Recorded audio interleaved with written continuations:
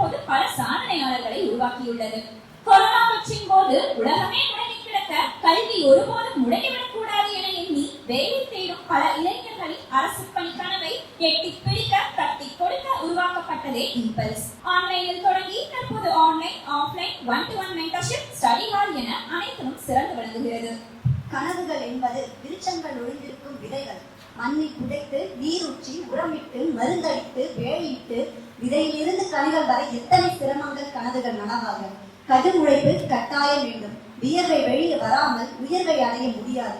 துளிராக தொடங்கிய நிறுவனம் இன்று பல கிளைகளை உருவாக்கியுள்ளது.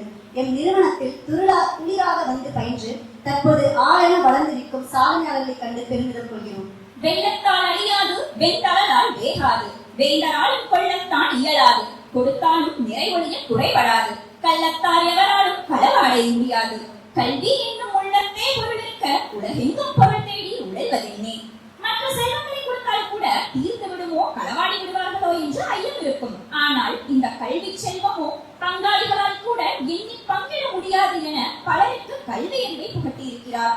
நல்லதொரு சமுதாயம் உருவாக்க அல்லும் பகலும் அயராது பாடுபட்டு இவர் புதைத்து இன்று பல விருதுகளாக ஓங்கி நிற்கிறது. எதிர்காலத்தை எதிர்கொள்ள நிகழ்காலத்தில் பல சாதனைகளையும் சாதனையாளர்களையும் நிகழ்த்தி காட்டியுள்ள நிறுவனர் திரு பழனிவேலு ஐயா அவர்களை அறிமுகம் செய்வதில் பெருமிதம் கொள்கிறோம். புழுதான் ஒரு நாள் வண்ணத்து பூச்சியாகிறது. மாற்றம் என்பது இல்லை என்றால் உலகம் வண்ணத்து பூச்சிகளை கண்டிராது. வெற்றியை எட்டும் நோக்கம் இருந்தால் ஒற்றை சிறகிலும் பறக்கலாம் என சிறகடிக்க கற்றுத்தந்தவர் எம் நிறுவனத்தின் மேனேஜிங் டைரக்டர் திரு விக்னேஸ்வர் அவர்கள். இவர்கள் மட்டுமல்லாது இன்னும் பல முயற்சி தூண்களாக இயங்குகிறது இந்நிறுவனம். முயற்சிகள் முறியலாம் பல சமயம், முயற்சிக்க மட்டும் முனைந்தாது. வெறியோடு உழை, வெற்றி கிடைக்கும். விவேகம் காட்டு, வெற்றி நிலைக்கும். அப்படி வெறியோடு உழைத்து இன்று ரெவென்யூ டிபார்ட்மெண்டில் அதிகாரியாக நடத்திருப்பவர் இவர்.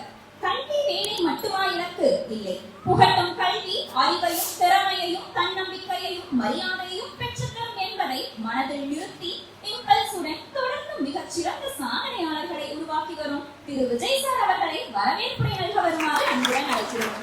இத்தகைய இனிய நிகழ்வில் உங்கள் அனைவரையும் சந்திப்பதில் மிக்க மகிழ்ச்சி. கடந்த முறை நடைபெற்ற இதே மாதிரியான ஒரு பரிசளிப்பு விழாவிலும் வழிகாட்டுதல் நிகழ்ச்சியிலும் கூறி நிறைவு செய்யப்பட்ட ஒரு நிகழ்வு தான். மிகப்பெரிய ஒரு நிகழ்வுகளை இதை விட நிறைய வெற்றியாளர்களோட உங்களை நாங்கள் சந்திப்போம் அப்படின்னு சொல்லி அந்த விழாவை நிறைவு செஞ்சிருந்தோம். அதே மாதிரியான நிகழ்வுகளோட நிறைய வெற்றியாளர்களோட நிறைய சாதனையாளர்களோட உங்களை சந்திச்சிருக்கோம். ஸோ இந்த இனிய நிகழ்வுகளை வரவேற்புரை ஆற்றுவதில் எனக்கு ரொம்ப ரொம்ப மகிழ்ச்சியும் கூட. பல இளைஞர்களுக்கு இத்தகைய சூழ்நிலையில வாய்ப்பளித்து தொடர்ந்து எங்களுடைய சிந்தனைகளுக்கு உயிர் கொடுத்து பல நேரங்களில் எங்களை தட்டி கொடுத்து சரியான வழிகாட்டுதலோடு வழிகாட்டி கொண்டிருக்கின்ற இம்பல்ஸ் கோச்சிங் இன்ஸ்டியூட்டின் நிறுவனர் திரு பழனிவேலு சார் அவர்களை இவ்விழாவிற்கு வருக வருக என வரவேற்கிறேன். தமிழ்ல ஒரு அழகா ஒரு வார்த்தைகள் இருக்கு. அதாவது நல்லவர் தொடர்பு எங்க இருக்கு அப்படின்னு தெரிஞ்சுக்கிட்டு அவங்க கூட எவ்வளவு தொலைவில் இருந்தாலும் சரி அந்த நட்பையும் அவர்களிடம் இருக்கக்கூடிய அறிவையும் தேடி தேடி போய் கேட்டு பெற்றுக்கணும்னு சொல்லுவாங்க. அந்த வகையில இந்த விழாவில் சிறப்பு விருந்தினர்களாக பங்கேற்றுள்ள Selvasankar sir, deputy state tax officer Karthigai Selvi madam and Ilavendhan sir, cooperative sub register department. So இவங்க தங்களுடைய வாழ்க்கையில பல அனுபவங்களை மூலியமா இந்த மதிப்பு மிக்க பதவிக்கு வந்திருக்காங்க. இந்த பதவியின் மூலமா எப்படி வந்தோம், இதை எப்படியெல்லாம் எளிமையா அடைய முடியும், அதற்கான வழிகாட்டுதலை இன்றைய வழிகாட்டுதல் நிகழ்ச்சியில உங்கள்கிட்ட பகிர்ந்துக்க போறாங்க. எதிர்வரக்கூடிய குரூப் 1, குரூப் 2, குரூப் 4 எக்ஸாமை ப்ரிப்பேர் பண்ணிட்டு இருக்கிற ஸ்டூடெண்ட்ஸுக்கு அவங்களுடைய அறிவுரைகள் கண்டிப்பா உங்களுக்கு பயனுள்ளதாக இருக்கும். இந்த விழாவிற்கு மூவர்களையும் வரவேற்பதில் மிக்க மகிழ்ச்சி அடைகிறேன். அதாவது நம்ம எல்லாத்துட்டையுமே ஒரு பாசிட்டிவ் தாட்ஸ், நெகட்டிவ் தாட்ஸ் அப்படின்னு சொல்லி ரெண்டு விதமான எண்ணங்கள் இருந்துகிட்டே தான் இருக்கும். ஆனா இந்த ஒரு நபர் மட்டும்தான் எப்பவுமே தன்னிடம் உள்ள பாசிட்டிவான சிந்தனைகளை மற்ற நபர்களுக்கும் பரப்பிக்கிட்டு எது சரி எது தப்பு அப்படிங்கிறத நம்ம மூலியமாவே சொல்ல வச்சு தொடர்ந்து ஆயிரக்கணக்கான மாணவர்களையும் 30க்கும் மேற்பட்ட ஆசிரியர்களையும் திறம்பட வழிநடத்திட்டு வரக்கூடிய இம்பல்ஸ் கோச்சிங் இன்ஸ்டியூட்டின் மேனேஜிங் டைரக்டர் திரு விக்னேஷ் சார் அண்ட் அவர்களுடைய team, Gayathri madam, Sundar sir, Yashik, Ranjith, Sibi bro, இவங்க எல்லாத்தையுமே விழாவிற்கு வருக வருக என வரவேற்கிறேன். அதாவது இந்த ஷார்ட் டைம்ல இந்த நிறுவனம் இவ்வளவு தூரம் வளர்ந்து வந்திருக்கு. இவ்வளோ மாணவர்களை உருவாக்கி இருக்கு. நல்ல நிலைமையில ஒவ்வொருத்தருக்கும் தேவையான விடுதி வசதி, கல்வி வசதி அத்தனையும் செஞ்சு கொடுத்துட்டு இருக்காங்க அப்படின்னு சொன்னா நிர்வாகத்தினுடைய வளர்ச்சிக்கு முக்கிய காரணம் இங்க இருக்கக்கூடிய ஆசிரியர்கள் தான். SSC, banking, TNPSC, UPSC, group 2, 2A mains, ஒவ்வொருத்தருக்கும் தனித்தனி ஆசிரியர்கள் மூலியமா மாணவர்கள் வழிநடத்திட்டு வந்துட்டு இருக்காங்க. இங்க இருக்கிற மாணவர்களுக்கு போட்டித் தேர்வுல ஜெயிக்கக்கூடிய அந்த தன்மையை மட்டுமே வளர்த்து அவங்களை சீக்கிரமா ஒரு அரசு அதிகாரி ஆக்குறது மட்டுமே இங்க இருக்கக்கூடிய ஆசிரியர்களுடைய நோக்கம் அல்ல. அவங்க சமூகத்துல ஒரு தலை சிறந்த மனிதனாக ஒவ்வொருத்தருடைய குறைகளையும் கேட்டு அதன் பிரகாரம் நடக்கக்கூடிய, அவங்களுடைய குறைகளை சீக்கிரமா தீர்க்கக்கூடிய ஒரு நல்ல அரசு அதிகாரி ஆகணும் அப்படிங்கிற தன்மை அவங்களுக்கு போதிக்கப்பட்டு தான் இங்கிருந்து அனுப்பப்படுறாங்க. அந்த வகையில் இந்த நிர்வாகத்தினுடைய வளர்ச்சிக்கு பெரும் தூணாக இருக்கக்கூடிய இம்பல்ஸ் கோச்சிங் இன்ஸ்டிடியூட்டுடைய ஆசிரியர்கள் அனைவரையும் இவ்விழாவிற்கு வருக வருக என வரவேற்கிறேன். அடுத்ததா இவ்விழாவினுடைய கதாநாயகர்கள் பல சூழ்நிலைகள்ல பல கடுமையான நெருக்கடிக்கு மத்தியில போராடி வெற்றி பெற்று இன்னைக்கு தன்னுடைய பெற்றோர்களோட வருகை புரிந்து இந்த அவார்ட் ஃபங்க்ஷனுக்கு வந்திருக்கக்கூடிய அரசு அதிகாரிகளான மாணவர்கள், அவர்களுடன் வருகை புரிந்துள்ள பெற்றோர்கள், உறவினர்கள், இவர்கள் அனைவரையும் விழாவிற்கு வருக வருக என வரவேற்பதில் மிக்க மகிழ்ச்சி அடைகிறேன். இம்பல்ஸ் எஜுகேஷனல் ட்ரஸ்ட், அதாவது பொருளாதார ரீதியாக பின்தங்கி இருக்கக்கூடிய மாணவர்களை திறம்பட கண்டுபிடிச்சு அவங்களுக்கு ஸ்காலர்ஷிப் எக்ஸாம் நடத்தி அதன் மூலியமா செலக்ட் பண்ணி அவங்களுடைய தகுதி அடையாளம் கண்டுபிடிச்சு அவங்களுக்கு உதவி செஞ்சு தன்னோட 99வது ஸ்டெப்பில் இருக்கக்கூடிய ஒருத்தரை வழி தவறி தன்னுடைய வாழ்க்கை முழுசும் கஷ்டப்படக்கூடாது அப்படின்னு சொல்லி பல சமூக ஆர்வலர்கள், குடும்ப நண்பர்கள், உறவினர்கள் எல்லாருமே உதவிக்கிட்டு இருக்கீங்க. அந்த வகையில் இம்பல்ஸ் எஜுகேஷனல் ட்ரஸ்ட்ல மூலமா உதவிக்கிட்டு இருக்கக்கூடிய உங்கள் அனைவரையும் விழாவிற்கு வரவேற்பதில் மிக்க மகிழ்ச்சி அடைகிறேன். அதாவது நாளைக்கு ரம்ஜான், ஒரு அழகான விஷயத்தை இந்த ட்ரஸ்ட் மூலியமா சொல்லணும்னு ஆசைப்படுறேன். அதாவது நபிகள் நாயகம் அழகா ஒரு வார்த்தை சொல்லியிருப்பார், தங்கிட்ட எதுவுமே இல்லை, நானே கஷ்டப்படுறேன், நான் எப்படி அடுத்தவங்களுக்கு உதவ முடியும் அப்படின்னு சொல்லாம தான் வீட்டில் சமைக்கக்கூடிய சமையலுடைய வாசம் எவ்வளவு தூரம் போகுது, அவ்வளவு தூரத்துக்கு அதை சுத்தி இருக்கிற வீட்டுகளுக்கு போய் நீங்க சாப்பிட்டீங்களான்னு கேட்டாவே அதுவே பெரிய விஷயம் அப்படின்னு சொல்லியிருப்பார். அந்த வகையில் எந்த விதமான பிரதிபலனையும் எதிர்பாராம நீங்க ஒவ்வொருத்தருக்கும் உதவி செஞ்சுக்கிட்டு இருக்கீங்க. இந்த உதவி அவங்களுடைய ஒருத்தருடைய வாழ்க்கையை தான் மாத்துதுன்னு நீங்க நினைக்கலாம், பட் அது இல்லை. அது அவங்களுடைய ஒட்டுமொத்த தலைமுறையும் மாத்துது. நாளைக்கு அவங்க குரூப் 2, குரூப் 1 மாதிரியான பதவிகளுக்கு வரும்பொழுது அவங்க போடுற ஒவ்வொரு கையெழுத்தும் ஒட்டுமொத்த தலைமுறையில் ஒவ்வொரு குடும்பங்களுடைய தலைமுறையும் மாற்றிக்கிட்டு இருக்கு. அதனால நீங்கள் செய்யக்கூடிய உதவி சாதாரண விஷயம் இல்லை, மிகப்பெரிய விஷயம். மற்றபடி விழாவிற்கு வருகை தந்துள்ள இம்பல்ஸ் கோச்சிங் இன்ஸ்டிடியூட் மாணவர்கள், பெற்றோர்கள் அனைவரையும் விழாவிற்கு மீண்டும் ஒரு முறை வருக வருக என வரவேற்று இவ்வரவேற்புரையினை நிறைவு செய்கிறேன். நன்றி, வணக்கம். இந்த ஒரு நல்ல ஒரு நிகழ்வு, பாராட்டு விழா, வெற்றி பெற்ற மாணவர்களுக்கு பாராட்டு விழா மற்றும் வெற்றி பெறப்போகும் மாணவர்களுக்கு உண்டான வழிகாட்டுதல் நிகழ்வு. இந்த இனிய நிகழ்விலே சிறப்புரையாற்ற வந்திருக்கும் கார்த்திகை செல்வி மேம் மற்றும் இளவேந்தன் மற்றும் சிவ சங்கர ஐயா அவர்கள் அனைவரையும் வருக வருக என்று வரவேற்பதோடு, வந்திருக்கும் உற்றார் உறவினர்கள், மாணவ செல்வங்கள், அவர்களின் பெற்றோர்கள் அனைவரையும் மீண்டும் ஒருமுறை வரவேற்பதில் பெருமகிழ்வடைகிறேன். குறிப்பாக கொடையாளிகள் பற்றி ஒரு சிறிய உரையை சொல்லணும். அன்னசத்திரம் 1000 வைத்தல், ஆலயம் 10,000 நாற்றல், இன்ன பிற தர்மங்கள் யாவும் அன்ன யாவினும் புண்ணியம் கோடி ஆங்கோர் ஏழைக்கு எழுத்தறிவித்தல் என்ற பாரதியின் வாக்குக்கு இணங்க நமது இம்பல்ஸ் ட்ரஸ்டோடு இணைந்து மாணவர்களின் வாழ்விலே ஒளியேற்றி கொண்டிருக்கும் கொடையாளிகளை பற்றி சில விவரங்களை உங்களோடு பகிர்வதில் பெருமகிழ்வு அடைகிறேன்.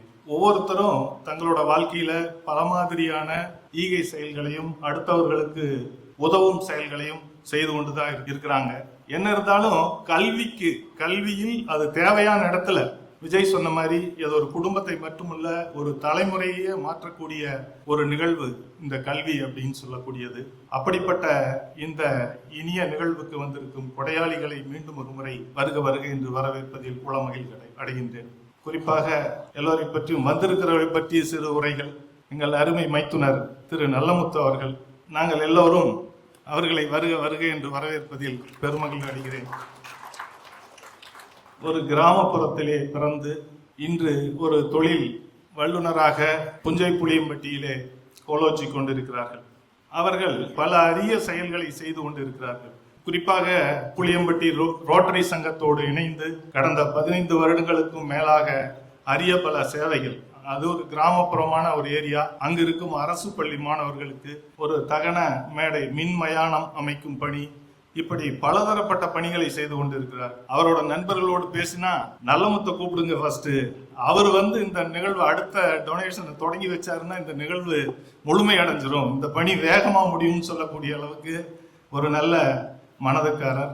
அப்படிப்பட்ட திரு மைத்துனர் நல்லமுத்து அவர்களை வருக வருக என்று வரவேற்பதில் பெருமகிழ்வு அடைகிறேன். ஒரு குடும்பத்திலையும் அண்ணன் தம்பி அக்கா தம்பினா ஒரு கேரக்டரோடு இருப்பாங்க. எது எப்படி இருந்தாலும் இந்த ஈகை அப்படின்னு வர்ற கேரக்டர்ல அவரோட தம்பி மைத்துனர் ராமலிங்கம் அவர்களும் அண்ணனுக்கு சற்றும் சளைத்தவர் அல்ல. அவங்க ஈரோட்டில் இருக்காங்க.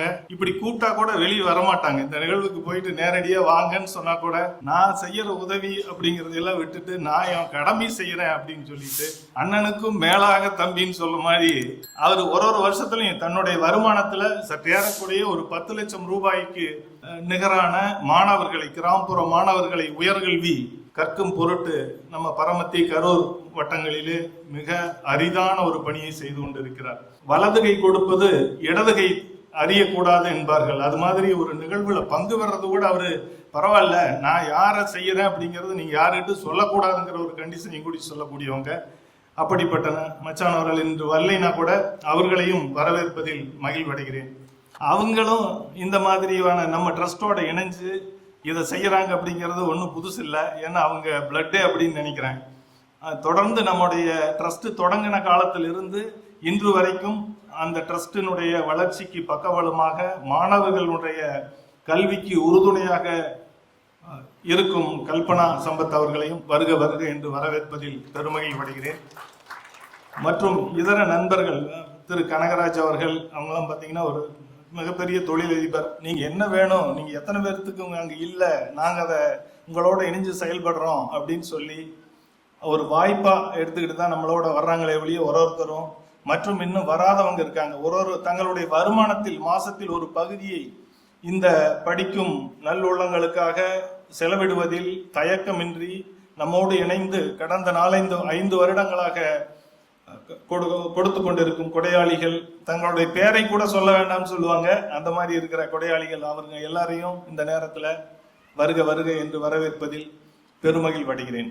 அதாவது மாணவர்கள் ஒரு பாராட்டு விழா என்பது தட்டி கொடுக்கிற மாதிரி, இனியும் அடுத்தடுத்த நிகழ்வு, அடுத்தடுத்த ப்ரொமோஷன், அடுத்தடுத்த செயல்கள், இனியும் உயர் பதவிகள் அடையணும், மற்ற மாணவர்களும் அதை பார்த்து மேல வரணும். இப்ப ட்ரஸ்ட்ல படிச்ச மாணவர்கள் தங்களுக்கு பின்னாடி இருக்கிற மற்ற மாணவர்களையும் திரும்பி பார்க்கணும் அப்படிங்கிற வேண்டுகோளையும் வைத்து இந்த இனிய நிகழ்விற்கு வந்திருந்து சிறப்பித்துக் கொண்டிருக்கும் உங்கள் அனைவரையும் மீண்டும் ஒரு முறை வருக வருக என்று வரவேற்று அமர்வதில் பெருமையில் அடைகிறேன். நன்றி. விழாவின் அடுத்த நிகழ்வாக பொன்னாடை அணிவித்தல்.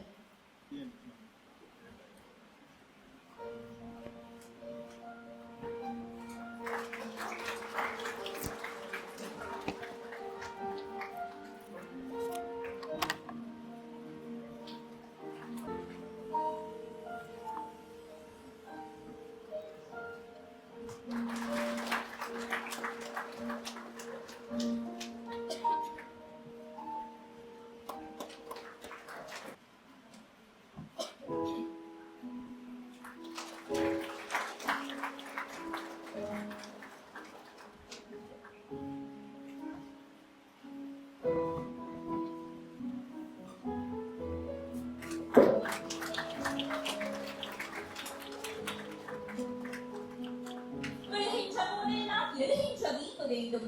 அப்படி விழுந்து விழுந்து வீம்புடன் எழுந்து வெற்றியை பிடித்தவர் இவர். தற்போது டெபுட்டி ஸ்டேட் டாக்ஸ் ஆபீசராக கமர்ஷியல் டாக்ஸ் துறையில் பணிபுரிந்து வருகிறார். விழாவின் பன்முக நாயகன் திரு செல்வசங்கர் சார் அவர்களை மேடைக்கு வருமாறு அழைக்கிறோம். அனைவருக்கும் காலை வணக்கம். கொஞ்சம் தமிழில் என்னை வரவேற்ற உங்களுக்கு தனி வணக்கம். இந்த இம்பல்ஸ் அகாடமியோட வரலாற்றை கேட்டுட்டு நான் உண்மையிலே வியக்கிறேன். ஒட்டுமொத்த தமிழ்நாட்டில் வெஸ்டர்ன் பெல்ட்னாலே பிஸ்னஸ் பிளேஸு அப்படின்னு தான் எல்லாருக்கும் தெரியும். தமிழ்நாட்டோட ஸ்டேட் ஜிடிபியில் ஜிஎஸ்டிபின்னு சொல்லுவாங்க இல்லையா, கிராஸ் ஸ்டேட் டொமஸ்டிக் ப்ராடக்டில் வெஸ்டர்ன் பெல்ட்டோட கான்ட்ரிபியூஷன் தான் ஜாஸ்தி. இப்படியாப்பட்ட பிஸ்னஸ்க்குனே உருவான இந்த ஏரியாவில் கல்விக்கு இவ்வளோ முக்கியத்துவம் கொடுத்து கல்வியை ஒரு சொத்தாக பார்த்து அவங்க மென்ஷன் பண்ண மாதிரி, சாரை மென்ஷன் பண்ண மாதிரி, அங்காளி பங்காளி கூட பிடுங்க முடியாத ஒரு சொத்துனா அது கல்வி தான்னு கல்வியோட பெருமையை நீங்கள் பேசுறது எனக்கு ரொம்ப மகிழ்ச்சியை தருது. அம்பேத்கர் சொல்லுவார், education is the only tool for the empowerment in the life அப்படிம்பார். கல்வியால் மட்டும்தான் ஒருத்தவனால முன்னேற முடியும் அப்படிம்பார். அதுக்காக நீங்கள் ஒரு எக்ஸாம்பிள்ஸ் மாதிரி இருக்கீங்க நீங்கள் எல்லாரும். அதை பார்க்கும்போது எனக்கு ரொம்ப மகிழ்ச்சியாக இருக்குது. பிஸ்னஸ் பண்ணி பொழைச்சிடலாம், அது ஒன்றும் பிரச்சனை இல்லை. நம்ம அப்பா அம்மா பிஸ்னஸ் பண்ணாங்கன்னா நம்ம பிஸ்னஸ் பண்ணி பொழைச்சிடலாம். இல்லை நம்ம நல்லா ஒரு ஐஐடி மெட்ராஸ்லையோ இல்லை பிஎஸ்சிலையோ படித்தாலும் பிஸ்னஸ் பண்ணி பொழைச்சிடலாம். ஸ்டார்ட் அப் இந்தியா இருக்குது, என்ன இன்னோவேஷன் அட்டல் இன்னோவேஷன் ஹப் இருக்குது, எம்எஸ்எம்இ ஸ்கீம்ஸ் இருக்குது, லோன்ஸ் இருக்குது. எப்படினாலும் நம்ம பொழைச்சிக்கலாம், அது ஒன்றும் பிரச்சனை இல்லை.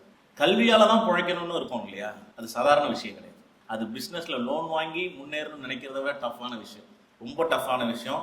அதுக்கு நானே ஒரு எக்ஸாம்பிள்.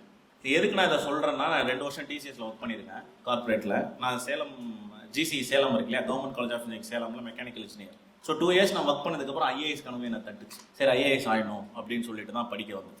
ஐஏஎஸ் கனவு நினைவானச்சா அப்படின்னா ஆகலை தான்.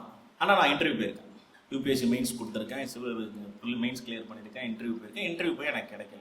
அதுக்கப்புறம் யூபிஎஸ்சியோட அவங்க சொன்னாங்க இல்லையா, நிறைய கீழே விழுந்து மேலே வந்தேன்னு. அந்த கீழே விழுதெல்லாம் என்னன்னு தெரியணும்ல உங்களுக்கு. அப்புறம் யூபிஎஸ்சி கண்டக்ட் பண்ணுற சென்ட்ரல் ஆர்ம்டு போலீஸ் ஃபோர்ஸ், நீங்கள் கேள்விப்பட்டிருப்பீங்க, அசிஸ்டன்ட் கமாண்டன்ட் போஸ்ட், அதுவும் group A cadre, DSP rank மேலே. கன்சிக்யூட்டிவாக 3 இயர்ஸ் யூபிஎஸ்சி இன்டர்வியூ கிடைக்கல. அப்புறம் குரூப் 1, அப்புறம் ரேஞ்சர் இன்டர்வியூ, அப்புறம் ஃபாரஸ்டரில் ஒரு இன்டர்வியூ, அப்புறமா தான் எனக்கு இந்த குரூப் 2 இன்டர்வியூ கிடைச்சிச்சு. இந்த வேலை அதுக்கப்புறம் தான் கிடைச்சிச்சு. எதுக்கு நான் இதை சொல்ல வரேன் அப்படின்னா, இந்த 7 வருடம் நான் கல்வி மூலயமா தான் முன்னேறணும்னு ஆசைப்பட்டிருக்கேன் இல்லையா, அங்கேயும் நான் டைம் ஸ்பெண்ட் பண்ணியிருக்கேன். புரியுதில்ல உங்களுக்கு? எனக்கு தெரியும், நான் வேலையை ரிசைன் பண்ணும்போது எனக்கு தெரியும் நிச்சயமாக கல்வி நம்மளே கைவிடாது. கைவிட்டுச்சா என்ன? கல்வி என்ன கைவிட்டுச்சா? கல்வி கைவிடலை. நான் இங்கே நின்று உங்கள்கிட்ட பேசிக்கிட்டு இருக்கேன். புரிஞ்சுக்க முடியுதுல்ல எதுக்கு சொல்ல வரேன்னா, இந்த கல்வியோட சிறப்பை பற்றி நீங்கள் எல்லாரும் பேசுனதுனால எனக்கு இந்த கண்டென்ட்டே கிடையாது நான் உங்கள்கிட்ட பேசணும்னு. அதோட சிறப்பை சொல்கிற மாதிரி ஆயிடுச்சு. சரியா? இப்போ நீங்கள் ஃபர்ஸ்ட் திங் இந்த விழாவுடைய நாயகர்களுக்கு என்னுடைய வாழ்த்துக்கள். ஒரு காம்படிட்டிவ் எக்ஸாமில் பாஸ் ஆகுறது சாதாரண காரியம் கிடையாது, ஒரு அச்சீவ்மெண்ட் தான். அது குரூப் 4ல் ஸ்டார்ட் பண்ணி யூபிஎஸ்சி எக்ஸாமாக இருந்தாலுமே என்னதான் அது ஒரு கிரேட் அச்சீவ்மெண்ட் என்னை பொறுத்த வரைக்கும். அது சாதாரண விஷயம் கிடையாது. அதுக்குன்னு தனி டெடிகேஷன் வேணும், பர்சிவரன்ஸ் வேணும், கன்சிஸ்டன்சி வேணும். அதெல்லாம் இருந்தால் மட்டும்தான் இந்த காலகட்டத்தில் நம்மளால் பாஸே ஆக முடியும். அதெல்லாம் உங்களுக்கு இருந்ததுனால தான் நீங்கள் எல்லாரும் பாஸ் ஆகிருக்கீங்க. அதுக்கு ரொம்ப ரொம்ப உங்களுக்கு வாழ்த்துக்கள். 2வது, இந்த வருஷம் பாஸ் பண்ண போகிறவங்க, நான் என்ன சொல்லலை அடுத்த வருஷம் பாஸ் பண்ண போகிறவங்கன்னு சொல்லலை. என்ன சொல்கிறேன், இந்த வருஷம் பாஸ் பண்ண போகிறவங்க. ஜூன் மாதம் ப்ரிலிம்ஸு, ஜூலை மாதம் ப்ரிலிம்ஸு, செப்டம்பர் மாதம் ப்ரிலிம்ஸு, அதை தொடர்ந்து ஆகஸ்ட்டில் மெயின்ஸ், அது அக்டோபரில் மெயின்ஸ் நடக்கும், குரூப் 2 மெயின்ஸ் நடக்கும், குரூப் 1 மெயின்ஸ் நடக்கும். எல்லா ப்ராசஸுமே ஜனவரிக்குள்ளே முடிஞ்சிடும் சார். எல்லா ப்ராசஸுமே எதுக்குள்ளே முடிஞ்சிடும்? ஜனவரிக்குள்ளேயே முடிஞ்சிடும். ஏன்னா உங்களுக்கு அடுத்த வருஷம் என்ன வருஷம்? Election year. எலெக்ஷன் இயர் வந்து கவர்மெண்ட் எலெக்ஷன் மேலே தான் கான்சன்ட்ரேட் பண்ணுவாங்க. கவர்மெண்ட் ஆஃபீஸர்ஸும் எலெக்ஷன் கண்டக்ட் பண்ணுறதுல தான் பிஸியாக இருப்பாங்க. எலெக்ஷன் மே மாதம் நடக்க போகுது, ஏப்ரல் மாதம் நடக்க போகுதுன்னா 3 மாதத்துக்கு முன்னாடியே உங்களை கூப்பிட்டுருவாங்க ட்ரைனிங்க்கு. கவர்மெண்ட் ஆஃபீஸர்ஸ்லாம் சொல்கிறேன். கடந்த பாராளுமன்ற தேர்தலில் நான் ஃப்ளைங் ஸ்குவாட் ஆஃபீஸர், புரியுதுங்களா? உங்களை கூப்பிட்டுருவாங்க, நீங்கள் ஒர்க் பண்ண போயிடுவீங்க. அதனால கவர்மெண்ட்டுக்கும் எக்ஸாம் மேலே கான்சன்ட்ரேட் பண்ண முடியாது கவர்மெண்ட்டாலையும். அப்போ இந்த வருடம் என்பது ஒரு கோல்டன் ஆப்பர்ச்சுனிட்டி. இந்த வருடன்றது காம்படிட்டிவ் எக்ஸாமுக்கு உள்ளவங்களுக்கு ஒரு golden opportunity, specially for TNPSC. அதுவும் டிஎன்பிஎஸ்சி முன்னாடி மாதிரி கிடையாது. எப்படி இருக்காங்க? ரொம்ப ஸ்பீடாக இருக்காங்களா இல்லையா சார்? நான் 2014 நான் ஃபீல்டில் இருக்கேன். 2015 ஒரு நோட்டிஃபிகேஷன் விட்டு எக்ஸாம் 16 நடத்தி 17 ரிசல்ட் விட்டு அதே டிஎன்பிஎஸ்சி தான் 45 நாளில் ரிசல்ட்டை விட்டு இன்டர்வியூ கூப்பிடுறாங்க. அதே டிஎன்பிஎஸ்சி தான். என்ன மேடம் அங்கே பாருங்க, 3 வருஷம் அதே டிஎன்பிஎஸ்சி 3 மாதத்துக்குள்ள ப்ராசஸ் முடிக்கிறாங்க. அப்போ இந்த கோல்டன் ஆப்பர்ச்சுனிட்டி நம்ம பயன்படுத்திக்கணுமா வேணாவா? நிச்சயமாக பயன்படுத்திக்கணும். வேக்கன்சியும் எல்லா கேடர்லையுமே ஜாஸ்தி தான் வரப்போகுது. அது குரூப் 1 இருக்கட்டும், குரூப் 2, குரூப் 2A இருக்கட்டும், குரூப் 4 இருக்கட்டும். ஏன்னா இப்போ போட்ட பட்ஜெட்டில் கூட they have promised like 40,000 vacancies we are going to give this in this year. நடத்துகிறாங்களோ நடக்கலையோ, ஆனால் 40,000 ஒரு 10% போட்டால் கூட 4,000 பேராவது எடுப்பாங்கல்ல. இந்த 4,000 நம்ம ஒரு ஆளாக இருக்கணும்ல, நிச்சயமாக இருக்க முடியும். ஒரு 6-7 மாதத்துக்கு எல்லாத்துலேருந்து கட் ஆஃப் ஆகிடுது.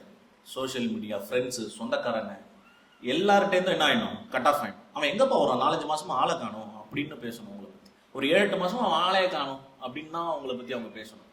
ரொம்ப ரொம்ப முக்கியமான காலம். இந்த நிகழ்ச்சியோட முதல் வார்த்தையே அவங்க நேரத்தை பற்றி தான் பேசினாங்க. அந்த நேரம் சாதாரண காரியம் கிடையாது. அப்போ நேரத்தை வீணடிக்காமல் நம்ம இந்த குரூப் 2, குரூப் 2A, குரூப் 4க்கு தேர்வை நம்ம நோக்கி நகரணும். சார் நீங்கள் முடிவு பண்ணிடுங்க, குரூப் 1 வேணுமா, குரூப் 2 வேணுமா, குரூப் 4 வேணுமா, நீங்கள் முடிவு பண்ணுங்க. ஒன்றும் எந்த வேலையும் தவறான வேலை கிடையாது. இளம்பகவத் ஐஏஎஸ்னு ஒரு சார் இருக்கார், தமிழ்லேயே ஐஏஎஸ் ஆனவர். இளம்பகவத் ஐஏஎஸ் சார் ஒருத்தர் இருக்கார். இப்போ சார் எங்கே இருக்காருன்னு தெரியல. சாரெல்லாம் பார்த்தீங்கன்னா ஃபஸ்ட்டு குரூப் 4, அடுத்து குரூப் 2, அடுத்து குரூப் 1ல் டிஎஸ்பி, அடுத்த யூபிஎஸ்சியில் ஐஆர்எஸ், அடுத்து அதே யூபிஎஸ்சியில் ஐஏஎஸ். அவருடைய கரியரே எங்கேருந்து தான் ஸ்டார்ட் ஆகிருக்கு? குரூப் 4லேருந்து தான் ஸ்டார்ட் ஆகிருக்கு. எனக்கு மேடம் டிபார்ட்மெண்ட்டில் ஒரு க்ளோஸ் ஃப்ரெண்டு இருக்காங்கன்னு சொன்னேன் இல்லையா, அவங்களும் அதே மாதிரி தான். குரூப் 4, குரூப் 2, இன்றைக்கி குரூப் 1ல் டிஆர்சிஎஸ். புரியுதா உங்களுக்கு? அதனால் எந்த சார் சொன்னாங்க, பழனி சார் சொன்னாங்க, நீங்கள் எந்த வேலைக்கு போகிறீங்களோ அடுத்தடுத்து என்ன பண்ணிக்கணும், முன்னேறுவதற்கான வேலைகளை தான் பார்க்கணும். இப்போ குரூப் 2 வந்துட்டோம், அடுத்து குரூப் 1 எப்படியாவது அச்சீவ் பண்ணணும். குரூப் 1 வந்துட்டோம், உங்களுக்கு யூபிஎஸ்சிக்கு எய்ம் இருந்தால் you can focus on UPSC. Otherwise நீங்கள் குரூப் 1ஓட செட்டில் ஆகிக்கலாம், ஒன்றும் பிரச்சனை இல்லை. சார் திறமை இருக்குன்னு நமக்கு தோணும், நம்மளோட திறமை குரூப் 2லேயே நிற்கிதுன்னு தோணும். அப்படி உங்களுக்கு எண்ணம் வந்துருச்சுன்னா அடுத்து படிச்சோம். அப்புறம் கல்யாணம் ஆகிடுச்சுன்னா கொஞ்சம் படிக்கிறது கம்மியாகும், குழந்தை வந்துருச்சுன்னா இன்னும் படிக்கிறது கம்மியாகும். அப்புறம் என்ன மாதிரி காலையில் எழுந்திரிச்சோன்னே கொண்டாட்டியை புலம்ப வேண்டியதான், என்ன 1 வருஷம் விட்டுருச்சுன்னா நான் படிச்சிருப்பேன் அப்படின்னு. ஏன்னா 7 வருஷமாக படித்தியா அப்பையா பாஸ் ஆகலன்னு கேட்பாங்க அவங்க இல்லையா? ஸோ அடுத்தடுத்து அதுவும் ரொம்ப முக்கியம் தானே வாழ்க்கையில். திருமணமும் ரொம்ப முக்கியம் தானே வாழ்க்கையில். கல்வி எந்த அளவுக்கு முக்கியமோ, வேலை எந்த அளவுக்கு முக்கியமோ, வாழ்னா அதுவும் தானே வாழ்வு. கணவன் மனைவி வாழ்க்கை, குழந்தைகளோட வாழ்றது, அப்பா அம்மாவோட வாழ்றது, அதுவும் தானே வாழ்க்கை. அதுக்கும் தானே இம்பார்ட்டன்ஸ் கொடுக்கணும். ரைட்டு தானே? அது ரெண்டாவது நீங்கள் முக்கியமாக என்ன பண்ணணும் அப்படின்னா, இந்த மெயின்ஸ் போர்ஷன் இருக்குல்ல, குரூப் 1 மெயின்ஸு, குரூப் 2 மெயின்ஸு, அதுக்கான ஒரு ஃபோக்கஸை நீங்கள் பண்ணணும் சார். ப்ரிலிம்ஸ் பண்ணும் போதே சில பேர் பண்ணுவாங்க, சில பேர் அதை வந்துட்டு அப்படியே கைவிட்டுருவாங்க. ஆனால் நான் என்ன சொல்கிறேன், கிளாஸ் எடுக்கும் பொழுதே நீங்கள்லாம் என்ன பண்ணணும் அப்படின்னா, எழுதும் கலையை கற்றுக்கணும். எழுதும் கலை, அது என்ன சார் எழுதும் கலை அப்படின்னா, சார் டிஎன்பிஎஸ்சி என்ன திரும்ப எழுதியிருப்பான் தன்னுடைய அந்த ஃபர்ஸ்ட் பேஜ்லேயே, கையெழுத்துக்காக நாங்கள் மார்க் போடுறதில்லை அப்படின்னு இருக்கும். என்ன எழுதியிருப்பான், there is no special mark for neat hand good hand writing அப்படின்னு எழுதியிருப்பான். ஆனால் பாஸ் ஆன பேப்பர் பூரா பேப்பர் எடுத்து பார்த்தீங்கன்னா எல்லாருக்கும் எழுத்து நல்லா இருக்கும். ஆனால் முதல் லைனே என்ன எழுதியிருப்போம், கையெழுத்துக்காக நாங்கள் மதிப்பெண்கள் கொடுப்பதில்லை. அது உண்மைதான், கையெழுத்துக்காக மதிப்பெண்களே கிடையாது. ஆனால் யாரு கையெழுத்து நல்லா இருக்கோ அவங்களுக்கு மதிப்பெண் கிடைக்குது. அதுக்காக கையெழுத்து நல்லாவே இல்லாதவனுக்குலாம் மார்க் கிடைக்கல சார் கிடையாது. அவர்களுக்கும் மார்க் கிடைக்கும். நீட் ப்ரெசன்டேஷன் வச்சிருப்பாங்க, தன்னுடைய கையெழுத்தை எப்படி சமாளிச்சிருப்பாங்க, ப்ரெசன்டேஷனில் சமாளிச்சிருப்பாங்க. எவன் ஒருவன் நல்லாவும் படித்து கண்டென்ட்டும் நல்லா வச்சிருந்து, ஹேண்ட் ரைட்டிங்கும் நல்லா வச்சிருந்து, ப்ரெசன்டேஷனும் நல்லா வச்சிருக்கானோ குரூப் 1ல் டாப் 10. இதில் ஒன்றா குறையும் போது அடுத்த டாப் 10, அடுத்த டாப் 10, அடுத்த டாப் 10. இதுதான் டிஎன்பிஎஸ்சியோட முறை. அப்போ நான் என்ன சொல்கிறேன் அப்படின்னா, நீங்கள் கண்டிப்பாக கண்டென்ட்டை பொறுத்த வரைக்கும் ஒரு பிரச்சனையே இருக்காது. கோச்சிங் சென்டர்ஸ் இருக்காங்க, மெட்டீரியல்ஸ் இருக்குது, எப்படி இருந்தாலும் கண்டென்ட்டை நீங்கள் உள்ளே ஏற்றிடுவீங்க. புரியுதா உங்களுக்கு? இங்கே எது தேவைப்படுதுன்னா, presentation and neat handwriting ரொம்ப ரொம்ப முக்கியமாக தேவைப்படுது. என்னோட அப்சர்வேஷனில் நான் சொல்கிறேன். புரிஞ்சுக்க முடியும். யார் வந்துட்டு அவர் உள்ளே போயிட்டார் சார், நான் வெளில இருக்கேன் சார், என்ன சார் காரணம், ஒரு 0.5 மார்க் 10 கொஷின், அவ்வளோதான். 0.5 மார்க் 10 கொஷின்னா எவ்வளோ மார்க்கு, 5 மார்க்கு. அவர் டெப்டி கலெக்டர், இவர் டிஎஸ்பி, அவர் டிஎஸ்பி, இவர் டிஆர்சிஎஸ், அவர் டிஆர்சிஎஸ் ஏடி பஞ்சாயத்து, ஏடி பஞ்சாயத்து டிஸ்ட்ரிக்ட் ஃபயர் ஆஃபீஸர். அப்புறம் இன்டர்வியூ போயிட்டு ஜஸ்ட் 1 மார்க்கில் வெளில வந்தவங்க. அவ்வளோதான் காம்படிஷன். அப்போ என்ன பண்ணணும், நீங்கள் உங்களுக்குன்னு ஒரு ஒரு ஒரு ஆயுதத்தை உருவாக்குங்க. என்ன நம்மளோட ஆயுதம்? இப்போ என்ன நம்மளோட ஆயுதம்? நம்மளோட ஆயுதம் எது? பேனா. பரீட்சையில் அதிக மார்க் வாங்கணும்னா நம்மளோட பேராயுதம் எது? பேனா, பென். உங்களுக்கான பேனாவை இப்போவே சூஸ் பண்ணி, அது நீங்கள் வந்துட்டு கிளாஸ் டெஸ்ட்டாக இருக்கட்டும், இல்லை கிளாஸ் நோட்ஸாக இருக்கட்டும், இல்லை படிக்கும் போது எழுதுகிற நோட்ஸாக இருக்கட்டும், எல்லாத்தையுமே அந்த பேனாவில் எழுத ட்ரை பண்ணுங்கள். அது அப்படி நோட்ஸ் எடுக்கும்போது ஒரு நீட் ப்ரெசன்டேஷன் உருவாக்குங்க. அந்த அந்த கலையை உங்களுக்குள்ளே கொண்டுருவாங்க. அப்புறம் நீங்கள் எக்ஸாமுக்கு குரூப் 1 மெயின்ஸோ குரூப் 2 மெயின்ஸோ கொடுக்கும் பொழுது நிச்சயமாக அது உங்களுக்கு எப்படி இருக்கும்? ஆட்டோமேட்டிக்காக வந்துடாதா? நீங்கள் அதுக்குன்னு தனியாக ப்ரிப்பேர் பண்ண வேண்டியது இருக்குது. ஆட்டோமேட்டிக்காக வந்துடும். இல்லைன்னா குரூப் 1 மெயின்ஸ் போகும்போது தான் சொல்லுவாங்க, V7 எழுதுங்க, V5 வாங்குங்க, இம்பேக்ட் வாங்க. இப்போ புதுசாக இந்த பேனான்றானுங்க, என்னது எனர்ஜெல். போன வருஷம்லாம், இந்த வருஷம் வந்துட்டு எனர்ஜெல்லே இம்பேக்ட்னு ஒரு பேனா. இந்த மாதிரி பேனாக்கள் மாறிக்கிட்டே இருக்கும். உங்களுடைய பென் எது, உங்களுடைய பேனா எது, அதை சூஸ் பண்ணி ஹேண்ட் ரைட்டிங் இம்ப்ரூவ் பண்ணுற வேலையை பார்க்கணும். This is for group 1 mains and group 2 mains. Mains உள்ளவர்களுக்கு மெயின்ஸே எம்சிக்யூ தான். குரூப் 2A அப்படின்னா நம்மளுடைய அறிவாற்றல் முழுக்க முழுக்க எது மேலே போடணும்? எம்சிக்யூ மேலே போடணும். நம்பர் ஆஃப் கொஷின்ஸை போட்டு பார்த்துக்கிட்டே இருக்கணும். எவ்வளோக்கு எவ்வளோ படிக்கிறோமோ அவ்வளோக்கு எவ்வளோ நம்ம என்ன போட்டுக்கிட்டே இருக்கணும்? டெஸ்ட்டு போட்டுக்கிட்டே இருக்கணும். டெஸ்ட் பேட்ச் சாதாரண விஷயம் கிடையாதுங்க. நீங்கள் பாஸ் ஆகுறதுக்கு கிளாஸ் போகிறது, கிளாஸில் கவனிக்கிறது, ஸ்டடிகாலில் உட்காந்து படிக்கிறது, இதெல்லாம் விட ரொம்ப முக்கியமான ஒரு டூல் எதுனா டெஸ்ட் பேட்ச் தான். டெஸ்ட்டு போட்டு பார்க்குறது தான். நீங்கள் எந்த அளவுக்கு டெஸ்ட்டை போட்டு பார்க்குறீங்களோ அந்த அளவுக்கு உங்கள் மார்க் ஏறிட்டே இருக்கும். டெஸ்ட்டு போட்டு பார்க்குறதுன்னா எம்சிக்யூவில் போட்டு பார்த்துட்டு ஏபிசிடி போடுறது கிடையாது. டெஸ்ட்டை போட்டுட்டு அதுக்கான ஆப்ஷன்ஸையும் சேர்த்து படிக்கிறது தான் டெஸ்ட்டு போட்டு பார்க்குறது. 4 ஆப்ஷனையும் தெரிஞ்சு வச்சுக்கணும். 200 மார்க் கேள்வி கொண்ட ஒரு கொஷின் பேப்பரை நீங்கள் வந்துட்டு இன்னைக்கு டெஸ்ட்டு போட்டு பார்த்துருக்கீங்கன்னா காலையில் மதியம் ஒரு 3 ஹவர்ஸ் ஸ்பெண்ட் பண்ணி அதுக்கான கீயை பார்த்துட்டு ஈவினிங்குள்ளே அந்த கொஷின் பேப்பர் உங்கள் மைண்டுக்குள்ளே இருக்கணும். அந்த கொஷின் பேப்பரை பத்திரப்படுத்தணும். அதுதான் உங்களோட ரிவிஷன் பேப்பர்.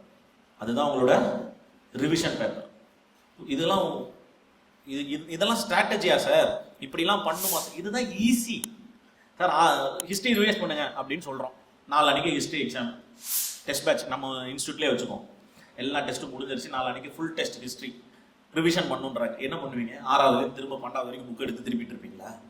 அது ஈஸி கிடையாது, அது கஷ்டமாச்சு. அப்போ 6வதுலேருந்து 12வது வரைக்கும் வச்ச டெஸ்ட் கொஸ்டின் பேப்பர் எடுத்து ரிவிஷன் பண்ணுறது, ஏற்கனவே உங்கள் கைப்பட அந்த கீயெல்லாம் பார்த்து அண்டர்லைன் பண்ணி வச்சிருக்கிறது, இது ஈஸியா? திரும்பவும் 6வதுலேருந்து 12வது வரைக்கும் புக் எடுத்து பரட்டிட்டு இருக்குது ஈஸியா? சார், கொஷின் பேப்பர் மூலயமா எக்ஸாம் அப்ரோச் பண்ணுறது தான் ஒரு சிறந்த வழி. புக் எடுத்து படிக்கிறது கிடையாது. புக் எடுத்து படிக்கணும் ஆப்வியஸாக, but test batch previous year question paper is Bible. ஓகேங்களா? புரிஞ்சுங்களா? சரியா? ஸோ இந்த ஒரு 2 அட்வைஸோட நான் என்னுடைய உரையை முடிச்சுக்கிறேன். ஃபர்ஸ்ட் திங், உங்களுக்கு குரூப் 1ல் டாப்பர் ஆகணும், குரூப் 2ல் டாப்பர் ஆகணும் அப்படின்னாக்க நிச்சயமாக கண்டென்ட்டுக்கு உங்கள்கிட்ட குறைச்சல் இருக்காது. நிச்சயமாக நீங்கள் கண்டென்ட்டில் ஹெவி ஆகிடுவீங்க. But handwriting speaks more, presentation speaks more. அதனால் அதில் கான்சன்ட்ரேஷன் பண்ணணும். 2வது, குரூப் 2 A மெயின்ஸு, குரூப் 1 ப்ரிலிமினரிக்கெல்லாம் நீங்கள் டாப்பர் ஆகணும் அப்படின்னா என்ன பண்ணணும்? டெஸ்ட் பேட்சை ஃபோக்கஸ் பண்ணணும். டெஸ்ட் பேட்சில் இருக்க கொஷின் பேப்பர்ஸை தன்னோட பைபிள் மாதிரி நினச்சி நீங்கள் என்ன பண்ணணும்? அதை ரிவிஷனுக்கு பயன்படுத்திக்கணும்னு சொல்லி, நிச்சயமாக இந்த வருஷம் நமக்கான வருஷமாக மாறும்னு சொல்லி, நிச்சயமாக இவங்க சார் விஜய் சார் சொன்ன மாதிரி போன வருடத்தை விட இந்த வருடம் அதிக வெற்றியாளர்களை வைத்திருக்கிற நீங்கள் இந்த வருஷத்தோட அடுத்த வருஷம் நிறைய வெற்றியாளரை வச்சிருப்பீங்கன்னு நான் சொல்லி, இந்த வாய்ப்புக்கு வாய்ப்பு கொடுத்தமைக்காக நன்றி சொல்லி விடைபெறுகிறேன். நன்றி, வணக்கம். Thank you very much. சரித்திரம் சொல்கிறது, வரட்டும் தோழிகள், வரலாமா தோழி பயம், உரமாத்து தோழிகளை வரமாகும் வாழ்வி என நல் வாழ்விற்கு வழிகாட்டிய திரு செல்வசங்கர் சார் அவர்களுக்கு நன்றி. இருந்தனை என்றாலும் லட்சியம் நோக்கி நட என பல மாணவர்களை லட்சிய பாதையில் அழைத்துச் சென்றவர். இவர் மாணவர்களின் சிறு சிறு பிழைகளையும் உன் முழுவதுடன் தீர்த்து திருத்தி அரசு பணியில் களம் பதிக்க தொடர்ந்து கல்வி சேவையில் ஈடுபட்டுக் கொண்டிருக்கிறார். வாழ்க்கையின் வழிகளில் தான் வெற்றிக்கான வழிகளும் இருக்கிறது என பல வழிகளை வென்று இன்றைய விழாவிற்கு வழிகாட்டியாக வந்திருக்கும் சாதனை சிற்பி திரு இடவேந்தன் சார் அவர்களை மேலும் வருமாறு அழைக்கிறேன். அனைவருக்கும் வணக்கம். மேடம் சொன்ன மாதிரி எஸ்ஐயா ஜாயின் பண்ணி சிஎஸ்ஆராக வர்றது வந்து உங்களுக்கு நான் எஸ்ஐயா ஜாயின் பண்ணது மட்டும்தான் தெரியும். சார் சொன்னதை வச்சே நம்ம எடுத்துக்குவோம். கண்டென்ட்னு ஒன்று இருக்கு இல்லைங்களா? அந்த கண்டென்ட்டை மட்டும் நீங்கள் பிடிச்சிட்டிங்க அப்படின்னா இந்த இடத்துல நீங்கள் நிற்கலாம். பட் ஆனால் இந்த இடத்துல நின்று நீங்கள் பேசுனீங்க அப்படின்னா யார் என்ன சொன்னாலும் நம்புவாங்க. நாங்கள் ஃபஸ்ட்டு டிபார்ட்மெண்ட்குள்ளே வர்றதுக்கு முன்னாடி எங்களுக்கு சொன்ன ஒரு அட்வைஸ் அங்கே தான், ஒரு வெற்றிக்கும் தோல்விக்கும் ஒரு சின்ன கோடு. அந்த கோடை கிராஸ் பண்ணி நீ என்ன பேசினாலும் அது வேத வாக்கு. அந்த கோடை தாண்டாமல் நீங்கள் என்ன சொன்னீங்கனாலும் யாரும் நம்ப மாட்டாங்க. ஏன் அப்படி சொல்கிறோம் அப்படின்னா, என்னோடய ஃபஸ்ட்டு ப்ரிப்பரேஷன் ஸ்டார்ட் ஆன ஹிஸ்ட்ரி உங்களுக்கு சொல்லணும் அப்படின்னா, நான் 2014 பாஸ்ட் அவுட் மெக்கானிக்கல் முடிச்சுட்டு நான் வந்து எப்பவும் போல் சென்னைக்கு ஒர்க் போயிட்டேன். ஒரு 1 இயர் ஒர்க் பண்ணேன். 1 இயர் ஒர்க் பண்ணிவிட்டு ஒர்க் பண்ணது வந்து ஒரு கார்பரேட் ஹுண்டாய் சர்வீஸில் வந்து ஒர்க் பண்ணுறேன். நான் அப்போ தான் ஜாயின் பண்ணி ஒரு 10 months ஆகுது. 10 months ஆகும்போது ஒரு பர்சனல் இஷ்யூக்காக ஃபேமிலி ஃபங்க்ஷனுக்காக லீவ் கேட்குறேன். வெட்னஸ்டே ஃபங்க்ஷன், எனக்கு சாட்டர்டேலேருந்து லீவ் வேணும். சாட்டர்டே கம்பல்சரி வரணும், மண்டேலேருந்து லீவ் எடுந்தாங்க. யார்கிட்டையும் எதுவும் சொல்லலை, நான் வாட்டி கிளம்பி வந்துட்டேன். ஃபங்க்ஷனை முடிச்சுட்டு ஒரு 10 days வீட்டில் ஃபங்க்ஷனுக்காக இருக்கிறேன். அப்போ வீட்டில் கேட்குறாங்க, என்ன பண்ண போகிற? ஒரே வார்த்தை, நான் காம்படிட்டிவ் எக்ஸாம் ப்ரிப்பேர் பண்ணுறேன்.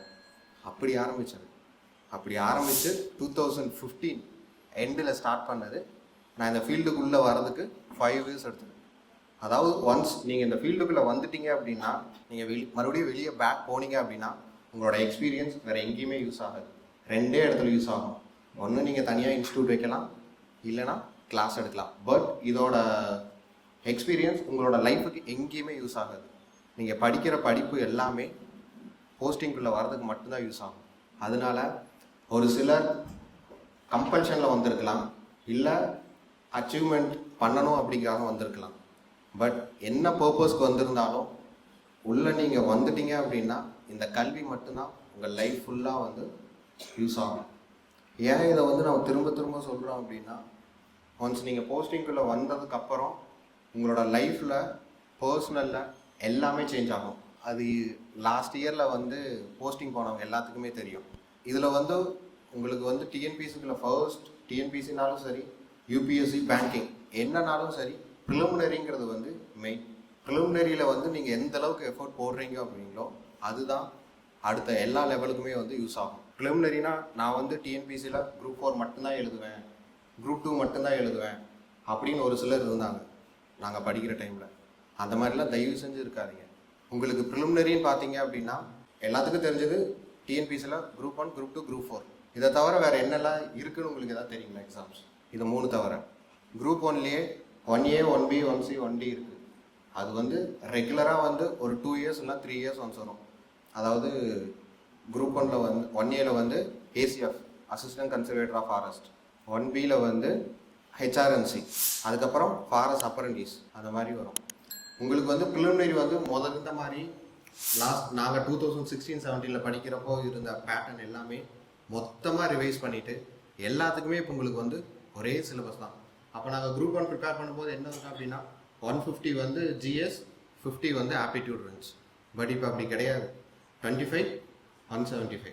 குரூப் 4ல் மட்டும் லாங்குவேஜை வந்து ஜென்ரல் தமிழ், ஜென்ரல் இங்கிலீஷ்னு பிரிச்சிருக்காங்க. இப்போ ஜென்ரல் இங்கிலீஷும் உங்களுக்கு வந்து டிசேபிள் பண்ணிட்டாங்க. ஜென்ரல் தமிழ் வந்து குரூப் 4க்கு மட்டும் உங்களுக்கு அது ஒரு டிஃபிகல்ட்டி இருக்கும். மற்றபடி உங்களுக்கு ஸ்டார்ட் பண்ணும்போதுலேருந்து எண்டு வரைக்கும் ப்ரிலிமினரி ஒரே பேட்டர்ன் தான். இனிஷியலாக நீங்கள் வந்து ஸ்கூல் புக்ஸ் படிக்க ஆரம்பிச்சுட்டு சார் சொன்ன மாதிரி டெஸ்ட் பேட்ச் எந்த அளவுக்கு இம்பார்ட்டன்ட் அப்படின்னா, நீங்கள் ஒரு ஃபீல்டுக்கு உள்ளே என்ட்ராகிற வரைக்கும் நீங்கள் என்ன ப்ரிப்பேர் பண்ணுறீங்களோ ஒன்ஸ் நீங்கள் பாஸ் பண்ண ஸ்டார்ட் பண்ணிட்டீங்க அப்படின்னா வர எல்லா எக்ஸாமே பாஸ் ஆகும். நான் 2016 ப்ரிப்பேர் பண்ணும்போது ஃபர்ஸ்ட் ஒரு 3 இயர்ஸாக ஒரு எக்ஸாம் கூட பாஸ் பண்ணல. பட் கிட்டத்தட்ட நம்பர் ஆஃப் எக்ஸாம்ஸ் எழுதியிருப்போம். பட் ஆனால் இந்த குரூப்பு கிளியர் ஆனதுக்கப்புறம் வரிசையாக எழுதின எல்லா எக்ஸாமே கிளியர். குரூப் 2 ஆகட்டும், எஸ்ஐ ஆகட்டும். எஸ்ஐயில் வந்து ஃபிங்கர் பிரிண்ட் எஸ்ஐ, அதுக்கப்புறம் தாலுக் எஸ்ஐ, ஃபாரஸ்ட் சார் சொன்ன மாதிரி forest apprentice, forest card, SSC, RRB எல்லாமே கிளியர்.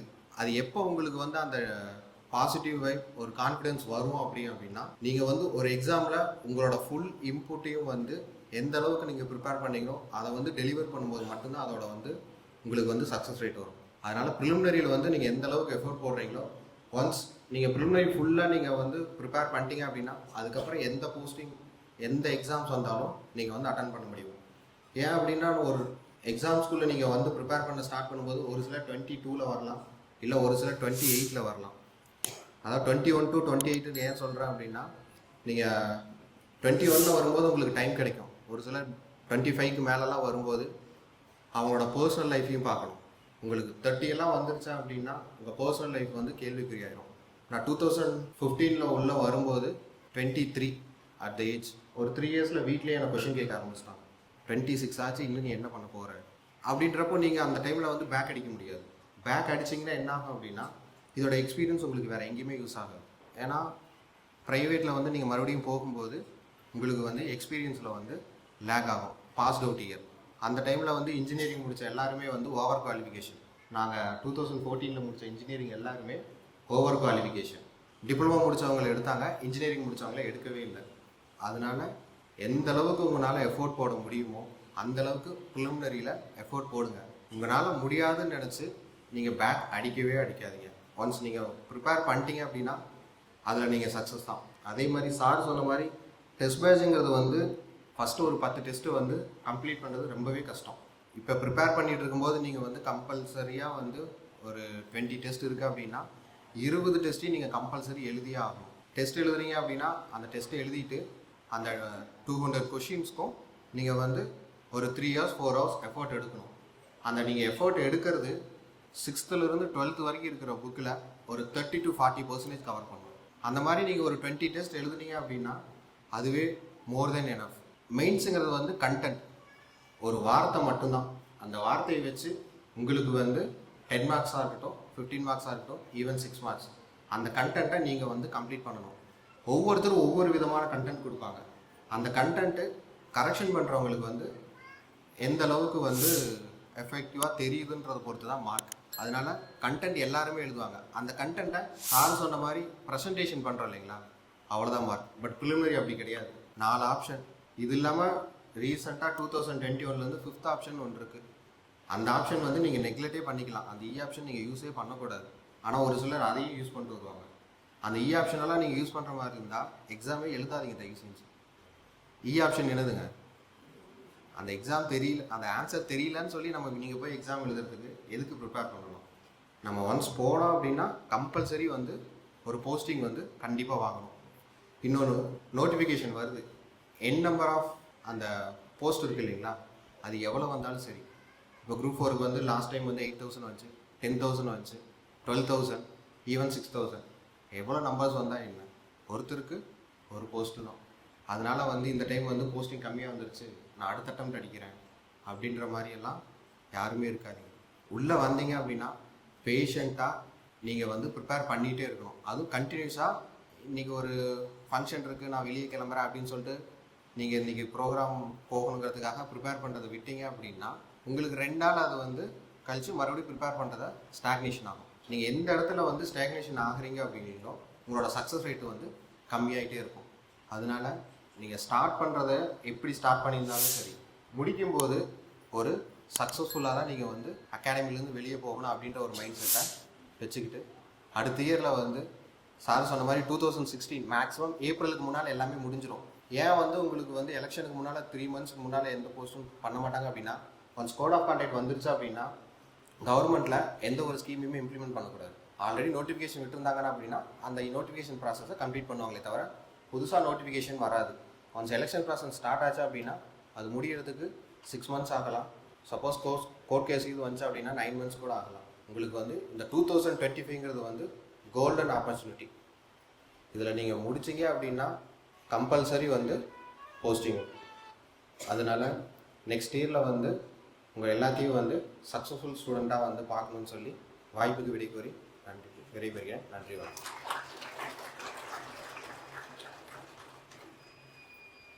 மங்கையராய் பிறப்பதற்கே நல்ல மாதவம் செய்திடல் வேண்டும் அம்மா, அதிலும் மானிடருள் தாரகையாய் மின்னிட வேண்டும் அம்மா என்ற வரிகளுக்கு உதாரணமானவர். பெண்களின் இலக்கணங்களை திருத்தி எழுதிக் கொண்டிருக்கும் புதுமை பெண்களின் வரிசையில் இவரும் ஒருவர். கற்றலின் மீதும் கற்பித்தலின் மீதும் அதிக நாட்டம் கொண்ட இவர் தன்னை மட்டுமல்லாமல் தன்னை சுற்றியுள்ளவர்களையும் முன்னேற்ற வேண்டும் என்ற எண்ணம் கொண்டவர். தற்போது கோஆபரேட்டிவ் சப் ரெஜிஸ்டராக தனது சேவையை மக்களுக்கு வழங்கி வருகிறார். தன்னம்பிக்கை கொண்ட எவருமே தாழ்ந்து கிடந்ததில்லை, வீழ்ந்து கிடந்ததில்லை என்பதை நிரூபித்து காட்டிய இன்றைய விழாவின் வீரமங்கை திருமதி கார்த்திகை செல்வி மேம் அவர்களை மேடைக்கு வருமாறு அன்போடு கேட்டுக்கொள்கிறோம். இன்று விழாவுக்கு வருகை தந்திருக்கும் அனைவருக்கும் எனது இனிய காலை வணக்கங்கள். மேடையில் அமர்ந்திருக்கும் சிறப்பு விருந்தினர்கள், மதிப்பிற்குரிய ஐயா அவர்கள், நிறுவனர் ஐயா அவர்களுக்கும் மற்றும் இங்கு குழுமியிருக்கும் ஆசிரியர் பெருமக்கள் அனைவருக்கும் எனது முதற்கண் வணக்கங்கள் மற்றும் வாழ்த்துக்கள். இந்த உலகத்துல மிகச்சிறந்த ஆயுதம் அப்படின்னு சொன்னீங்கன்னா, அதுவும் வளர்ச்சிக்கான ஒரு ஆயுதம் அப்படின்னு சொன்னீங்கன்னா அது கல்வி தான். ஸோ அந்த கல்வியை வந்து ஒரு அட்சய பாத்திர மாதிரி அப்படியே அந்த எடுத்து கொடுத்துக்கிட்டே இருக்கக்கூடிய இந்த இம்பல்ஸ் இன்ஸ்டியூட் அப்படின்ற இந்த நிறுவனத்திற்கு எனது முதற்கண் வணக்கங்கள். ஏன்னா கல்வி அப்படின்ற ஒரு விஷயம் வந்து எல்லாருக்கும் கிடைக்கணும், அதுவும் ஒரு தலைமுறையை மாற்றக்கூடிய அந்த ஒரு கல்வி கிடைக்கணும் அப்படின்றதுல மிக சிரத்தை எடுத்து சிறப்பாக செய்து வர்றாங்க. நான் வந்து இம்பல்ஸ் அங்கே ஃபர்ஸ்ட் ஆரம்பிச்ச இடத்துல அங்கே வந்திருந்தேன். ஸோ ஒரு குறுகிய காலகட்டங்களில் இவ்வளவு பெரிய வளர்ச்சி அப்படின்றது மிக சந்தோஷம். அதே மாதிரி இதற்கு நன்கொடை நல்கிய அனைத்து நல்லுள்ளங்களுக்கும், இங்கே வந்து எந்த விதமான எதிர்பார்ப்பும் இல்லாமல் சொல்லிக் கொடுக்கின்ற அனைத்து ஆசிரியர் பெருமக்களுக்கும் முதல்ல என்னுடைய சிறந்தார்ந்த வணக்கங்கள். ஏன்னா இது சொல்லிக் கொடுக்கறது அவ்வளவு எளிதான விஷயம் கிடையாது. சொல்லிக் கொடுக்கணும், அதுவும் வந்து நம்மளுக்கு தெரிந்ததை எல்லாத்தையும் சொல்லிக் கொடுக்கணும்னு நினைக்கிறது அந்த ஒரு மனசுன்றது எல்லாருக்கும் அமைவது கிடையாது. ஸோ அதனால அந்த ஒரு தன்னலம் இல்லாமல் சேவை செய்யக்கூடிய அத்தனை நல்லுணங்களுக்கு முதல் என்னுடைய சிறந்தார்ந்த வணக்கங்களை தெரிவித்துக் கொள்கிறேன். இன்னைக்கு என்னை இந்த நிகழ்வுக்கு அழைத்த திரு விக்னேஷ் ஐயா அவர்களுக்கு என்னுடைய நன்றிகள். நம்மளுடைய காம்படிட்டிவ் எக்ஸாமை பற்றி தான் பேசணும்னு சொல்லியிருக்காங்க. இப்போது நம்ம செல்வ சங்கர் சாரும் இளவேந்தன் சாரும் சில விஷயங்கள் சொன்னாங்க. ஸோ அதிலிருந்து சில விட்ட விஷயங்கள் ப்ளஸ் ஒரு நபராக இருக்கும் பொழுது என்னென்ன மாதிரி இமோஷ்னலாக என்னென்ன விஷயங்கள் நம்மளை வந்து அப்போ அடிக்கும், அதுலேருந்து எப்படி வரணும், எப்படி அதுலேருந்து மீண்டு வரணும் அப்படின்றது தான். அந்த மாதிரி சில சப்ஜெக்ட்ஸை தான் நான் தொட போகிறேன். முதல்ல நான் சொல்லணும் என்னை பற்றி சொல்லணும் அப்படின்னா, நான் 2010 வந்து பிடெக் பயோடெக்னாலஜி முடித்தேன். நான் விரும்பி படித்த ஒரு கோர்ஸ் வந்து பயாலஜி எனக்கு பிடிக்குன்றதுனால பிடெக் பயோடெக்னாலஜி வந்து பிஎஸ்சி காலேஜ் ஆஃப் டெக்னாலஜியில் நான் படித்தேன். பேங்க் லோனில் தான் படித்தேன். ஸோ அந்த பேங்க் லோனை அடைக்கக்கூடிய ஒரு சந்தர்ப்பம் வந்து அதை நான் தான் அடைக்கணும் அப்படின்ற ஒரு சந்தர்ப்பம் இருந்தது. அப்போ அதுக்காக ஒரு 5.5 வருடங்கள் வந்து 2 வருஷத்துல கார்பரேட் கம்பெனிக்கு வேலைக்கு போய் என்னோட பேங்க் லோன் அடைச்சிட்டு நான் கேட் குவாலிஃபைடு வேற. ஸோ அதனால கேட்டுக்கு சரி நம்ம 2 வருஷம் கழிச்சு கேட்டு ஸ்கோரை வச்சு நம்ம படிக்க போயிடலாம் அப்படின்னு நினைச்சேன். பட் சூழ்நிலைகள் அப்படி அமையலை. 5 வருஷம் வேலை செஞ்சு 5.5 வருஷம் வேலை செஞ்சதை வச்சு தான் என்னுடைய பேங்க் லோன் அடைக்கக்கூடிய ஒரு சூழ்நிலை வந்தது. சின்ன வயசுல இருந்து சயின்ஸ் மேல எவ்வளவு ஆர்வம் இருந்ததோ அதே மாதிரி எனக்கு கொஞ்சம் அட்மினிஸ்ட்ரேஷன் சைடும் ஆர்வம் இருந்தது. ஸோ அப்போ ஒரு சயின்ஸை பர்சியூ பண்ண முடியாத ஒரு சூழ்நிலை வரும்போது ஏன் நம்ம ஒரு அட்மினிஸ்ட்ரேஷனை எடுத்து அதில் வந்து படிக்கக்கூடாது அப்படின்னு நினச்சேன். ஸோ ஒரு 5.5 வருடம் ஒரு கார்பரேட் கம்பெனியில் வேலை செஞ்சதுக்கப்புறம் யோசித்தேன், இந்த வேலையை நம்ம இவங்களுக்கு செய்கிறக்கு சரி வாங்க நம்ம முடிஞ்ச அளவுக்கு நம்ம மக்களுக்கு எதாவது செய்ய முடியுமா அப்படின்னு யோசிச்சப்போ தான் எனக்கு இந்த டிஎன்பிஎஸ்சி இதுக்குள்ளெல்லாம் வந்து வர்றதுக்கான ஆர்வம் தூண்டுகோல் இருந்தது. முதல்ல கார்பரேட்டில் படிக்கும் போது சொன்னாங்க இந்த மாதிரி இருக்குது, எங்கள் வீட்டில் சொன்னாங்க, நான் எழுதினேன். ஆனால் அப்போல்லாம் வந்து நான் அப்போ அங்கே வாங்குற சம்பளமே போதும்னு நினச்சி எழுதின ஆள் நான். ஆனால் ஒன்ஸ் யோசித்தேன், தீர்க்கமான ஒரு முடிவெடுத்தேன். ஒரு வெளிநாட்டுக்காரனுக்கு வேலை செய்கிறத விட சரி நம்ம ஊர் மக்களுக்கு வேலை செஞ்சால் என்ன அப்படின்றதுனால தீர்க்கமான ஒரு முடிவெடுத்தேன். அதுக்கப்புறம் ஆர்கனைஸ்டாக படிக்க ஆரம்பித்தேன். இங்கே வந்து நம்ம படிக்கிறோம், எல்லாருமே படிக்கிறோம், ஆனால் எத்தனை பேர் ஆர்கனைஸ்டாக படிக்கிறோம் அப்படின்றது தான் முக்கியம். ஆர்கனைஸ்டாக படிக்கிறோம்னா டிசிப்ளின், அதாவது ஒரு ஒழுக்கத்தோட இன்னைக்கு என்ன படிக்கணும் அதை படிச்சிட்டோமா, அதில் எவ்வளவு பாக்கி வச்சிருக்கோம், ஏன் பாக்கி வச்சிருக்கோம், அதை என்னைக்குள்ள கவர் பண்ணணும். ஸோ அப்போ என்ன படிக்கணும் என்ன படிக்கக்கூடாது, இன்னைக்கு எவ்வளோ முடிக்கணும் அப்படின்றது ஆர்கனைஸ்டு ஸ்டடி. ஸோ அப்போ ஒரு தீர்க்கமான முடிவு எடுத்த உடனே நான் ஆர்கனைஸ்டாக படித்தேன். அந்த ஆர்கனைஸ்டாக படித்ததுடைய முதல் விளைவு தான் என்னுடைய இந்த குரூப் 2 சர்வீஸே. அப்போது நான் உங்களுக்கு சொல்லிக்கிறது என்னென்னா, நீங்கள் படிக்கிறது பெருசு இல்லை, எவ்வளவு சுய கட்டுப்பாடோட எவ்வளவு தெளிவாக நீங்கள் படிக்கிறது அப்படின்றது தான் ரொம்ப ரொம்ப முக்கியம்னு நான் சொல்கிறேன். ஸோ இங்கே ஸ்டடி ஹாலுக்கு வர்றீங்கன்னா காலையில் 10 மணிலேருந்து சாயந்தரம் ஒரு 6-7 மணி வரைக்கும் நீங்கள் படிப்பீங்களா? எத்தனை நேரம் கவனம் செதறாமல் நீங்கள் படிக்கிறீங்க சொல்லுங்கள், யாராவது சொல்லுங்களேன். இங்கே ஸ்டடி ஹால் யூட்டிலைஸ் பண்ணுறவங்க கவனம் செதறாமல் படிக்கிற எத்தனை மணி நேரத்துக்கு? இல்லை நீங்கள் எங்கள் ஸ்டடி ஹால் இல்லை உங்கள் வீட்டிலே படிக்கிறீங்க அப்படின்னா குறைந்தபட்சம் இல்லை அதிகபட்சம் எவ்வளோ? யாராவது சொல்லுங்கள். ஒரு 4 hours, ஒரு 4 மணி நேரம் கவனம் சிதறாம, ஒரு 45 நிமிஷத்துக்கு மேலே மனுஷன் மூளை கவனம் சிதறிடும்பாங்க. பட் ஆனால் டியூன் பண்ண ஒரு 4 மணி நேரம் வந்து படிக்கலாம். ஆனால் அதுக்கும் யாரை தூண்டுகோலா இருப்பாங்க பார்த்தீங்கன்னா உங்கள் ஃப்ரெண்ட்ஸ் தான். ஒரு 45 நிமிஷம் மேலே ஒரு கிளாஸ் ஏன் 45 நிமிஷத்துக்கு மேலே இல்லை அப்படின்னா அந்த கவனம் வந்து சிதறி விடும். அப்போ ஒரு பிரேக் விட்டு அடுத்த செஷன் ஆரம்பிச்சா தான் ஸ்டூடெண்ட்ஸ்னால படிக்க முடியும். அப்போ இந்த 45 நிமிஷம்ன்றது வந்து நம்ம படிக்கிற அந்த ஸ்கெடியூல்ன்றது பத்தாது. ஸோ ஒரு 3 hours 4 ஹவர்ஸ்ன்றத ப்ராக்டிஸ் மூலியம் எக்ஸ்டெண்ட் பண்ணிக்கணும். ஸோ எல்லாரும் நிறைய யூடியூப்ல எல்லாம் வீடியோஸ் பார்த்துருப்பீங்க, நான் 8 hours படிக்கிறேன், 10 hours படிக்கிறேன். என்னுடைய கான்செப்ட், மேக்ஸிமம் எல்லாருடைய கான்செப்ட்னா எவ்வளவு மணி நேரம் படித்தாலும் சரி படிக்கிற நேரத்தில் முழு கவனத்தோட படிக்கணும். நாங்கள் ஒரு 8 hours படிப்போம், நானும் என் ஃப்ரெண்ட்ஸும். 8 ஹவர்ஸ்ல ஃபர்ஸ்ட் அந்த 4 ஹவர்ஸ் வந்து கம்ப்ளீட் டெடிகேஷன். அப்போ அதில் என்ன படித்தா மீதி 4 மணி நேரம் இருக்குது பார்த்தீங்களா, அதில் கொஞ்சம் ரிலாக்ஸேஷன் இருக்கும், எல்லாமே இருக்கும். அப்போது எவ்வளோ மணி நேரம் படித்தாலும் சரி படிக்கிற நேரத்தில் முழு மனசு ஒத்த படிச்சிங்கன்னா என்றைக்குமே மறக்காது. நான் 2015 என் ப்ரிப்பரேஷன் ஆரம்பித்தேன். 15ல் இப்போ 15ல் எங்களுக்கு ப்ரிலிம்ஸு, 16ல் எங்களுக்கு மெயின்ஸு, 17ல் எங்களுக்கு சர்டிஃபிகேட் வெரிஃபிகேஷன், 17ஓட எண்டில் எங்களுக்கு கால் ஃபார் வந்தது இன்டர்வியூக்கு, 18ல் இன்டர்வியூ, ஜூலை 2018ல் நான் போஸ்டிங் போகிறேன். கிட்டத்தட்ட நான் எக்ஸாம் எழுதின ஒரு விஷயத்தையே நான் மறக்கிற அளவுக்கு 3.5 வருஷம் ஆயிடுச்சு நாங்க வேலைக்கு போறதுக்கு. அப்ப என்ன பண்ணுவோம் அந்த நேரங்கள்ல? தொடர்ந்து ஒரு நம்பிக்கை இருந்தது.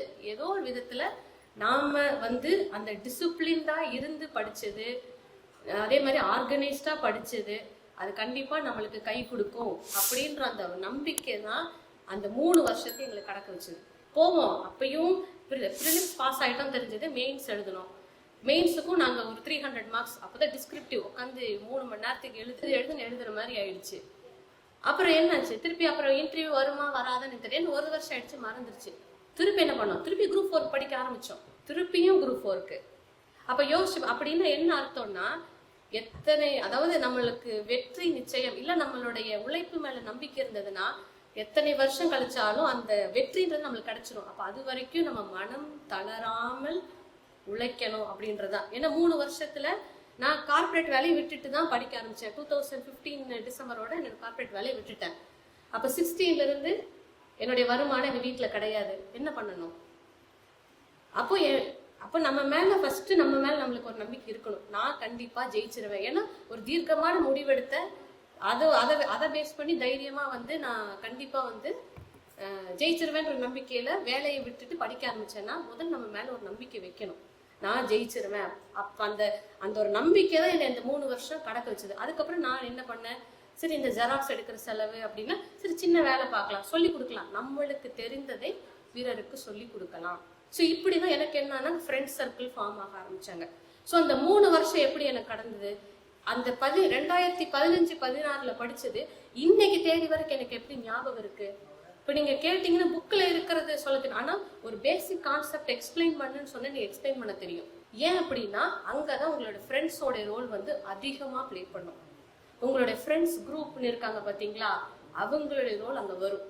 உங்களை இந்த 4-5 மணி நேரம் கவனம் சிதறாம படிக்க வைக்கிறதுலயும் சரி, உங்களுக்கு தெரிந்ததை நீங்க சொல்லி கொடுத்தீங்கன்னா உங்களுக்கு தெரியாத விஷயங்களை சொல்லி கொடுக்கக்கூடிய அளவிற்கு உங்களுடைய ஃப்ரெண்ட்ஸ் வந்து இருக்கணும்.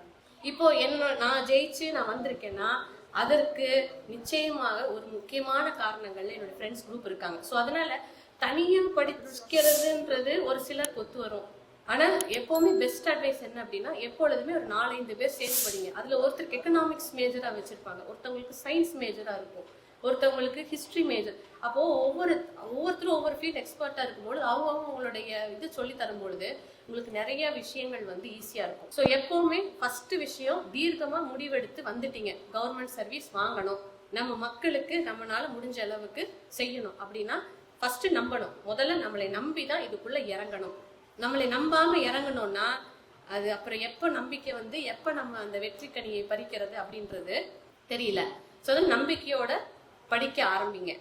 அதுக்கப்புறம் நீங்க படிக்க ஆரம்பிச்சீங்கன்னாவே முதல்ல என்ன பண்ணணும் அப்படின்னா சிலபஸ் எடுத்து பார்க்கணும். சிலபஸ்ல அப்படி என்ன சொல்லியிருக்கான், ஏன் கவர்மெண்ட் ஆபீசர்ஸை தேர்ந்தெடுக்கிற எக்ஸாம்னு ஒன்று வைக்கிறான், ஏன் ஒரு எக்ஸாம் நடக்குது கவர்மெண்ட் ஆபீசர்ஸை தேர்ந்தெடுக்கிறதுக்கு? What is exam? டெஃபினிஷன் சொல்லுங்க. What is exam? எனக்கும் தெரியல, பட் நான் படிக்கிறதால எங்க சார் சொல்லி கொடுத்துருக்காரு. Exam is nothing but pressure management. அதாவது ஒரு 3 மணி நேரத்திற்குள்ள நீ அந்த ஒரு 3 மாசம் 4 மாசம் படிச்ச விஷயங்களை எவ்வளவு கோர்வையா எவ்வளவு அர்த்தம் உள்ளதாக நீங்க கொடுக்குறீங்க அப்படின்றதுதான் ஒரு எக்ஸாம். அப்ப நீங்க எவ்வளவு கத்துக்கிட்டீங்க, எவ்வளவு டெலிவர் பண்றீங்க, அதே மாதிரி உங்களுடைய மூளைக்கும் உங்களுடைய கைக்கும் எவ்வளவு கோஆர்டினேஷன் இருக்கு. அப்போ இதே சூழ்நிலை நாளைக்கு நீங்க ஒரு சர்வீஸ் வந்ததுக்கு அப்புறம் ஒரு இக்கட்டான சூழ்நிலையை கொண்டு போய் உங்களை விடுறாங்க. ஒரு பப்ளிக் இப்போ எங்க ஆபீஸ்க்குள்ள பப்ளிக் வருவாங்க, ரொம்ப ஆக்ரோஷமா பேசுற பப்ளிக்கும் வருவாங்க, ரொம்ப பாவப்பட்டு பேசுற பப்ளிக்கும் வருவாங்க. ஸோ அப்போ அந்த மாதிரி சூழ்நிலைகள்ல எப்படி ஹேண்டில் பண்ணணும், எப்படி நம்மளுடைய மைண்ட் கோஆர்டினேஷன் இருக்கணும், இந்த மாதிரி விஷயங்கள் எல்லாம் இந்த எக்ஸாம் வந்து உங்களுக்கு சொல்லி, விச் மீன்ஸ் நீங்க எக்ஸாம் எழுதுறது, மார்க் வாங்குறது, அடுத்தடுத்த லெவலில் செலக்ட் ஆகுறதுன்னு ஒன்று இருக்கு. பட் உங்களுக்கு எக்ஸாம் மூலியமா நீங்க சொல்லி கொடுக்குறது என்னன்னா, ஹிஸ்டரி ஏன் படிக்கிறீங்க, பாஸ்ட் ஃபெயிலியர்ஸ் கத்துக்கிறதுக்கு, எது சரி எது தப்பு. ஜியாகிரபி ஏன் படிக்கிறீங்க, நம்ம நாட்டுல என்ன வளம் இருக்குன்னு தெரிஞ்சுக்கிறதுக்கு. சயின்ஸ் ஏன் படிக்கிறீங்க, இந்த பிரபஞ்சம் இயங்குறதே ஒரு சயின்ஸ் தான்.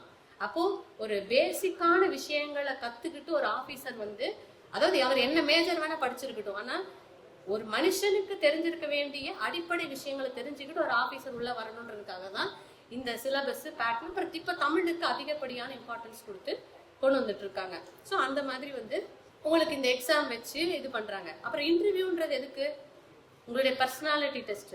நீங்க எப்படி நடக்குறீங்க, எப்படி உட்காந்து ஒரு பொதுமக்கள் வந்தா எப்படி நீங்க பேசுவீங்க, இது எல்லாத்தையும் அவங்க ஜஸ்ட் 2 நிமிஷம் உங்களை கண்ணில் பார்த்தே ஜட்ஜ் பண்ணி மார்க் போட்டுருவாங்க. அப்போ ஒரு ஆஃபீஸர், ஒரு கட்டத்திற்கு மேல ஒரு ஆஃபீஸர் பப்ளிக்கை டீல் பண்ணணும்னா உங்களுக்கு இன்டர்வியூன்றது ஒரு அன்அவாய்டபிள் சர்க்கம்ஸ். அப்போ நீங்க வந்து படிச்சு மார்க் எழுதுறதை தாண்டி செல்ஃப் க்ரூம் பண்ணிக்கணும்.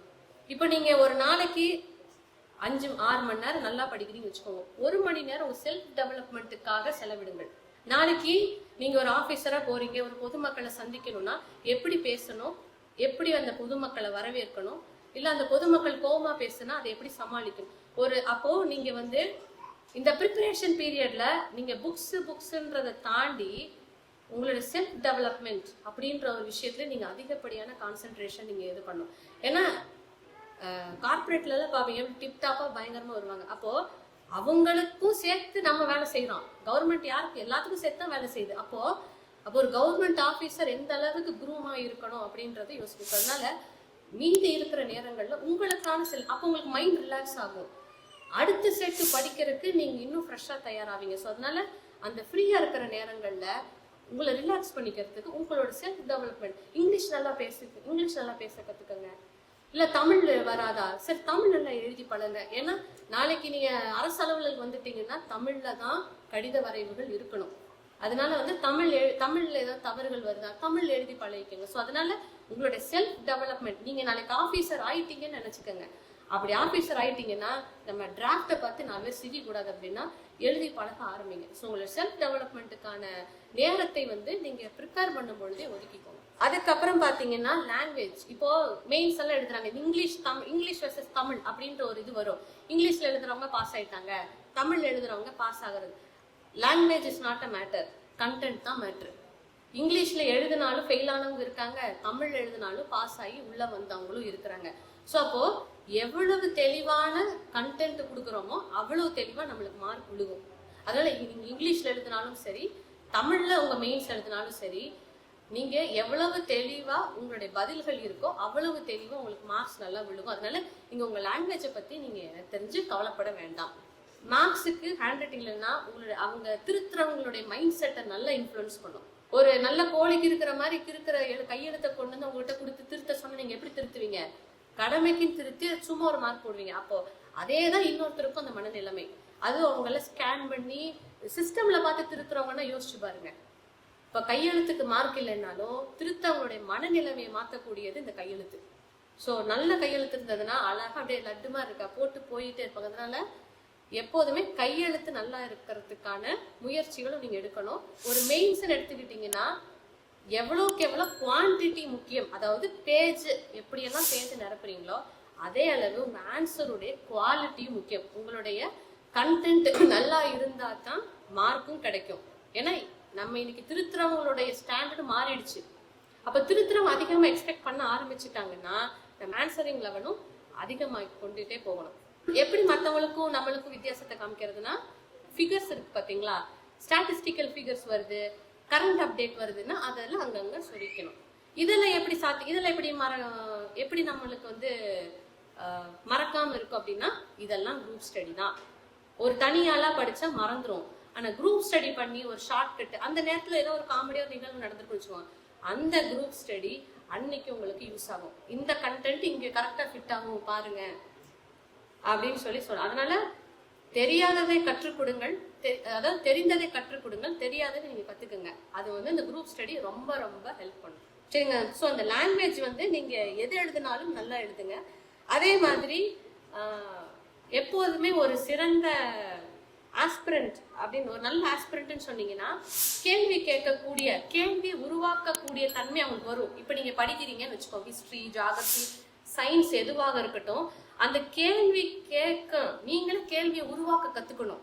அப்ப நீங்க கேள்வி உருவாக்க கத்துக்கிட்டீங்கன்னாவே நீங்க படிக்கிற அந்த ஆழம் இருக்கு இல்லையா, அது ஒரு படி கீழே போய் ஆழமா படிக்க ஆரம்பிச்சுட்டீங்க அப்படின்னு அர்த்தம். ஸோ எப்போதுமே நீங்களே கேள்வி கேட்டு பதில் சொல்ல பழகுங்க. 2 பேர் குவிஸ் காம்படிஷன் வைங்க, ஒரு சாக்லேட் பெட் பண்ணிக்கோங்க. அவன் ஆன்சரே பண்ணக்கூடாதுன்ற அளவுக்கு கேள்வி எடுங்க. அப்ப அவன் ஆன்சர் பண்ணான்னா அப்ப அவன் எந்த அளவுக்கு ஆழமா இறங்கி படிக்கிற, எந்த அளவுக்கு புரிஞ்சுக்கிட்டு படிக்கிறாங்க. ஸோ ஆழமாக படிக்கிறது அப்படின்னா ஒன்று இருக்கிற கண்டென்ட் நல்லா தெரிஞ்சு வச்சுக்கிறது ஒன்று, அண்டர்ஸ்டாண்டிங் தி லாஜிக். இன்னைக்கு டிஎன்பிஎஸ்சியோட ஸ்டாண்டர்ட் எந்த அளவுக்கு உயர்ந்திருக்குன்னா, புரிஞ்சுக்கிட்டு தான் நீ பதில் சொல்லணும். மனப்பாடம், மொட்டை மனப்பாடம் இன்னைக்கு காலகட்டங்கள்ல வேலைக்கு ஆகாது அப்படின்றத புரிஞ்சுக்கிட்டு தான் இன்னைக்கு என்ன பண்ணிட்டாங்க, புரிஞ்சுக்கிட்டு தான் எழுதணும்னு சொல்லி நிறைய கேள்வி ரீசன் அசர்ஷனிங்க்கு இம்பார்ட்டன்ஸ் கொடுக்க ஆரம்பிச்சுட்டாங்க. இல்ல ஸ்டேட்மெண்ட் கொடுத்து இது சரியா தப்பா, அப்ப நம்ம கவனம் செதறாம படிச்சோம், இல்ல அந்த லாஜிக்க புரிஞ்சுக்கிட்டு படிச்சோம்னா அந்த கேள்விகள்லாம் அசால்ட்டா தட்டிட்டு போயிடலாம். அதனால புரிஞ்சுக்கிட்டு படிங்க. இது மெயின்ஸ் பர்ஸ்பெக்டிவ்ல படிச்சீங்கன்னா தாராளமா உங்களுக்கு அந்த லாஜிக் உங்களுக்கு வந்துடும். இது ஏன் இப்படி சொல்றாங்க, இது ஏன் இப்படி இருக்கக்கூடாது அப்படின்ற அந்த ஒரு லாஜிக் வந்துடும். இது எல்லாமே கான்ஸ்டன்ட் ப்ராக்டிஸ்ல தான் வரும். எடுத்த வராது. ஃபர்ஸ்ட் டைம் ஒரு புக்கை படிக்கிறீங்கன்னா ஃபர்ஸ்ட் வாசிக்கணும். செகண்ட் டைம் படிக்கும் போது அண்டர்ஸ்டாண்ட் பண்ண கத்துக்கணும். மொத்தம் ஒரு புக்கை ஒரு 3 to 4 தடவை படிச்சீங்கன்னா தான் அந்த ரீடிங்ல இருந்து அண்டர்ஸ்டாண்டிங் லெவலுக்கு நீங்க போவீங்க. அதனால ஒரு புக்கு ஒரு தடவை படிச்சா வேலைக்காவது ஒரு 2 to 3 டைம்ஸ் நீங்க படிக்க ஆரம்பிக்கணும். சார் சொன்னாரு ப்ரிலிம்ஸுக்கு கொஸ்டின், அதாவது நம்ம ஒரு கடைசி நேரத்துல ப்ரிலிம்ஸுக்கு அந்த கொஸ்டின் பேப்பர் எடுத்து படிக்கணும் அப்படின்னு. அதுல இன்னொரு ஆட் ஆன் பாயிண்ட் என்னன்னா, அந்த ஒரு கேள்விக்கு ஒரு பதில் தான், மீதி 3 ஆப்ஷன் இருக்குல்ல, அந்த 3 ஆப்ஷனுக்கு ஏதாவது பதில் நம்மளே ஃப்ரேம் பண்ணலாம்ல. கரெக்டா? இந்த ஆளு இப்போ அலாவுதீன் கில்ஜியை பத்தி ஒரு கேள்வி வருதுன்னு வச்சுக்கோங்க. அலாவுதீன் கில்ஜி வேற என்னென்ன பண்ணாரு, இதெல்லாமே ஒரு குரூப் டிஸ்கஷன்ல நடக்கக்கூடிய விஷயங்கள். அலாவுதீன் கில்ஜி வேற என்னென்ன பண்ணாரு, சவுத் இந்தியா ஃபர்ஸ்ட் அவர் தான் வந்தாரு, அப்படிலாம் பேசலாம். அப்புறம் மீதி 3 ஆப்ஷன் கொடுத்துருப்பாங்க, இல்துமிஷ், பால்பன். அப்ப இவங்க என்ன பண்ணாங்க? அப்போ ஒரு பிரிலிம்ஸ்ல ஒரு கேள்விதான், அந்த கேள்விக்கு ஒரு பதில். ஆனா இந்த மீதி 3 ஆப்ஷன் நீங்க 3 கேள்வி உருவாக்கலாம். அப்போ ஒரு கொஸ்டின் பேப்பருக்குள்ளேயே 100 கேள்வின்றது கிட்டத்தட்ட ஒரு 3 ஆப்ஷன், 300 கிட்டத்தட்ட ஒரு 1000 கேள்வி ஒரு பேப்பர்ல உருவாக்கலாம். இப்படிதான் நீங்க வேற வேற லெவல்ல அப்படியே நீங்க அந்த லெவல் அப்கிரேட் பண்ணிட்டே நீங்க போனீங்கன்னா நிச்சயமா ஒரு தடவை நீங்க படிச்சீங்கன்னா உங்களுக்கு வாழ்க்கை முழுக்க மறக்காது. அந்த கான்பிடன்ஸ்ல தான் இன்னைக்கும் ப்ரிலிமினரி எக்ஸாம்னா அந்த யூனிட் 8 எத்திக்ஸ் இதுதான் நாங்க வாசிக்கிறோம். ஏன்னா இது இப்பதான் ரீசெண்டா கொடுத்ததுனால அந்த எத்திக்ஸ் பேப்பரும் இதுதான். ஆனா ஹிஸ்டரியோ பாலிட்டியோ அன்னைக்கு படிச்சது இன்னைக்கு வரைக்கும் நிக்குது. ஸோ என்னைக்குமே உங்க மனசுல நிக்கணும்னா நீங்க சேர்ந்து படிங்க, சொல்லி கொடுங்க, கத்துக்குங்க. அதுதான் ரொம்ப ரொம்ப முக்கியமான விஷயங்கள். ஸோ நம்ம இந்த ஒரு ஃபீல்டுக்கு வந்துட்டீங்க. ஸோ கன்சிஸ்டண்டா ஒரு மன உறுதியோட தன்னம்பிக்கையோட படிங்க. உங்களுக்கு உதவி பண்றதுக்கு கண்டிப்பா உங்களுடைய ஆசிரியர்கள், உங்க நண்பர்கள் கண்டிப்பா இருப்பாங்க. ஸோ அதனால வரும் ஆண்டுகள்ல இன்னும் நிறைய இளைஞர்கள் நம்மள மாதிரி நிறைய பேர் கவர்மெண்ட் சர்வீஸ் வந்துட்டாங்கன்னா இன்னும் அடுத்த லெவல்ல நம்ம ஸ்டேட் போயிடும் அப்படின்ற ஒரு நம்பிக்கையோட இன்றைக்கு வெற்றி பெற்றவர்கள் நாளை வெற்றி பெற போறவர்கள் அனைவருக்கும் என்னுடைய வாழ்த்துக்களை கூறி நன்றி கூறி விடைபெறுகிறேன். நன்றி, வணக்கம். கண்ணின் லட்சியம், அறிவில் தெளிவு, வெற்றியாளர்களின் நேரம் இது. பல இன்னல்களை வெட்டி வீழ்த்தியின் விடாமுயற்சிகளால்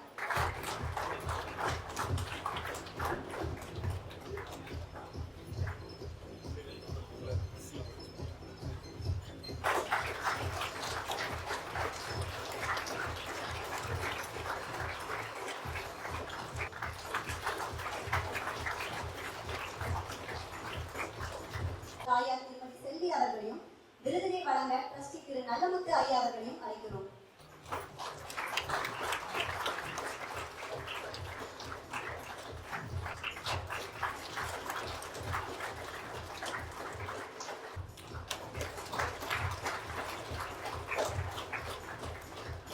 அடுத்ததாக அக்ரிகல்ச்சரல் துறையில் பணிபுரியும் திரு சிவசெல்வன் அவர்களுக்கு பதக்கத்தை அணிவிக்க அவரது தாயார் திருமதி பழனியாத்தாள் அவர்களையும் விருதினை வழங்க ட்ரஸ்டி திரு நல்லமுத்து ஐயா அவர்களையும் அழைக்கிறோம்.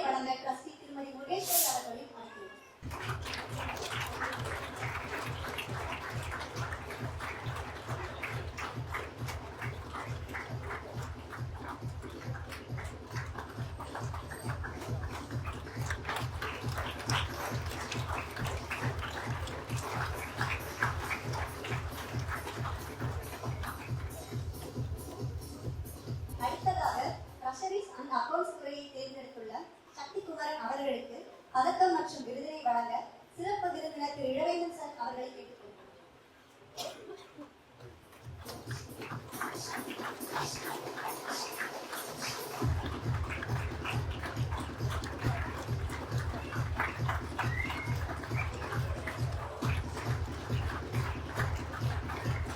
அடுத்ததாக மார்க்கெட்டிங் துறையில் பணிபுரியும் திருமதி மோகனப்பிரியா அவர்களுக்கு பதக்கத்தை அணிவிக்க அவரது தாயார் திருமதி ஜோதிமணி அவர்களையும் விருதினை வழங்க நிறுவனர் திரு பழனிவேலு ஐயா அவர்களையும் அழைக்கிறோம்.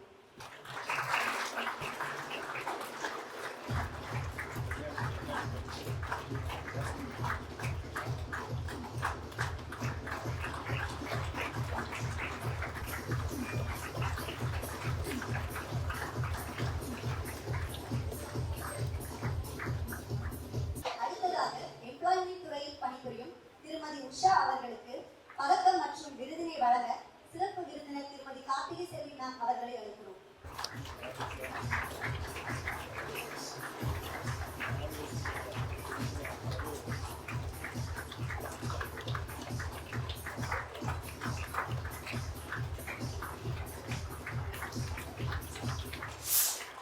அடுத்ததாக டிஎன் அர்பன் ஹாபிடட் டெவலப்மெண்ட் துறையில் பணிபுரியும் செல்வி அபிநயா அவர்களுக்கு பதக்கத்தை அணிவிக்க அவரது தாயார் திருமதி பரமேஸ்வரி அவர்களையும் விருதினை வழங்க நிறுவன இயக்குனர் திரு விக்னேஸ்வர் அவர்களையும் அழைக்கிறோம்.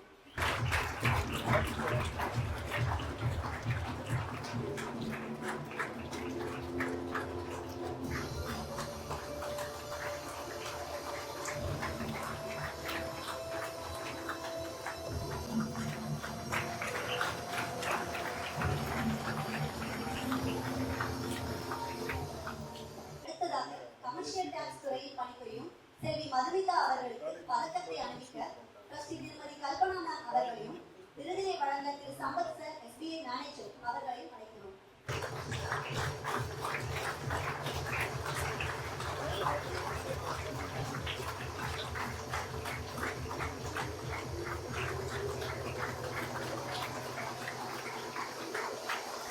அடுத்ததாக லேபர் துறையில் பணிபுரியும் செல்வி பிரவீனா அவர்களுக்கு பதக்கத்தை அணிவிக்க அவரது தாயார் கலைவாணி அவர்களையும் விருதினை வழங்க திருமதி காயத்ரி மேம் அவர்களையும் அழைக்கிறோம்.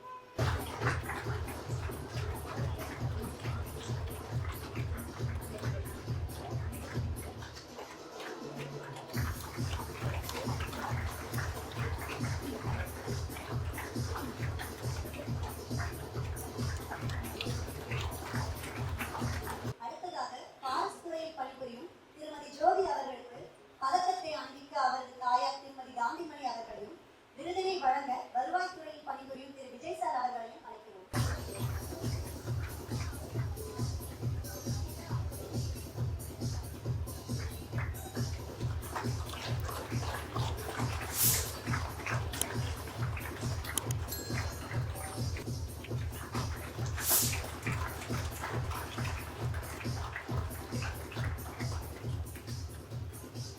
அடுத்ததாக ரெவன்யூ துறையில் பணிபுரியும் திரு ராஜ்குமார் அவர்களுக்கு பதக்கத்தை அணிவிக்க அகாடமிக் டைரக்டர் திரு ரஞ்சித் சார் அவர்களையும் விருதினை வழங்க அகாடமிக் டைரக்டர் திரு யாஷிக் சார் அவர்களை அழைக்கிறோம்.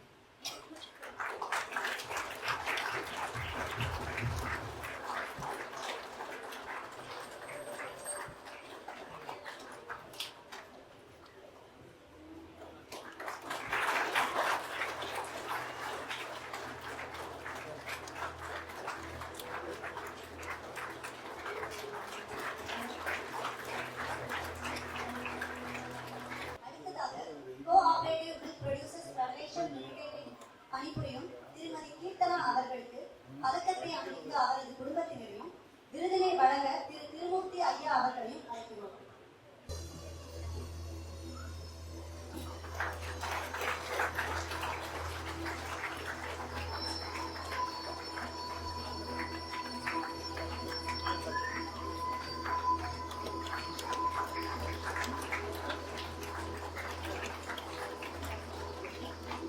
பஞ்சாயத்து துறையில் பணிபுரியும் திருமதி சுகந்தி அவர்களுக்கு பதக்கத்தை அணிவிக்க அவரது தாயார் செல்லாத்தார் அவர்களையும் விருதினை வழங்க திரு Amitabh sir officer Canara bank அவர்களையும் அழைக்கிறோம்.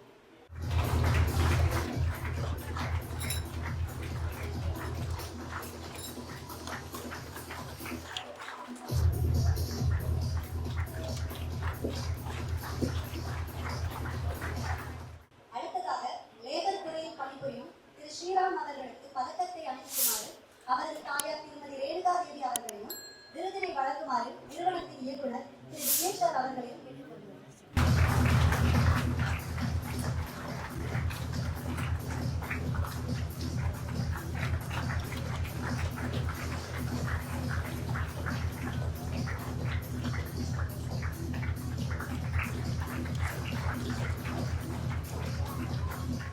என்னால் முடிந்தது உன்னாலும் முடியும். எழுந்தால் முடியும், நடந்தால் முடியும், எண்ணினால் முடியும், இயங்கினால் முடியும். முடிசூடுவாய் என வெற்றி வாகை சூடிய அரசு அதிகாரிகள் தங்களது அனுபவங்களை வருங்கால அதிகாரிகளிடம் பகிர்ந்து கொள்ளுமாறு கேட்டுக்கொள்கிறோம். அனைவருக்கும் வணக்கம். இந்த ஸ்டேஜ் வந்து பார்த்தீங்கன்னா மெயினாக உங்களுக்கு எப்படி எக்ஸாம் ப்ரிப்பேர் பண்ணலாம், ஸ்ட்ராட்டஜி என்ன, எல்லாமே நம்மளோட சீஃப் கெஸ்ட் சொல்லிட்டாங்க. இந்த ஸ்டேஜை நான் வந்து என்னோட கிராட்டிடியூட், அதாவது என்னோட நன்றியை தெரிவிக்கிற ஸ்டேஜாக நான் வந்து பார்க்குறேன். ஓகேவா? ஃபர்ஸ்ட்டு இந்த யூனிவர்ஸ்க்கு நான் வந்து தேங்க்ஸ் சொல்கிறேன். இந்த இடத்துக்கு எனக்கு இப்படி ஒரு கவர்மெண்ட் ஜாப் கிடைச்சதுக்கு நான் நன்றி சொல்கிறேன். நெக்ஸ்ட் பார்த்தீங்கன்னா எனக்கு நான் நன்றி சொல்லிக்கிறேன். ஏன்னா என்னோட ஹார்ட் ஒர்க் எல்லாமே வந்து நான் போட்டதுனால தான் எனக்கு இது கிடைச்சிருக்கு. First I thank my self. Next பார்த்தீங்கன்னா என்னோட பேரண்ட்ஸ் எல்லா சுச்சுவேஷன்லையும் வந்து எனக்கு எமோஷனல் சப்போர்ட்டாகவும் ஃபினான்ஷியல் சப்போர்ட்டாகவும் எல்லா நேரத்துலையும் இருந்திருக்காங்க. அவங்களுக்கு என்னோட நன்றி. நெக்ஸ்ட் பார்த்தோன்னா என்னோட teachers, starting from the primary ஸ்கூல்ல இருந்து நீ இப்படிதான் இருக்கணும், நீ இது பண்றதெல்லாம் தப்பு அப்படின்னு நம்மள கொஞ்சம் கொஞ்சமா வந்து மெருகேற்றிட்டு வந்த primary school teachers, secondary school teachers, என்னோட காலேஜ் ப்ரொஃபசர்ஸ், இவங்க எல்லாத்துக்கும் இந்த தருணத்துல நான் வந்து நன்றி சொல்லிக்கிறேன். நெக்ஸ்ட் என்னோட ஃப்ரெண்ட்ஸ் அண்ட் பாத்தீங்கன்னா என்னோட தம்பிகள். இங்க இருக்க எல்லாருமே பாத்தீங்கன்னா மோஸ்ட்லி என்னோட தம்பி தங்கச்சிகள். நிறைய பேர் என் கூட இன்டராக்ட் பண்ணியிருக்கீங்க.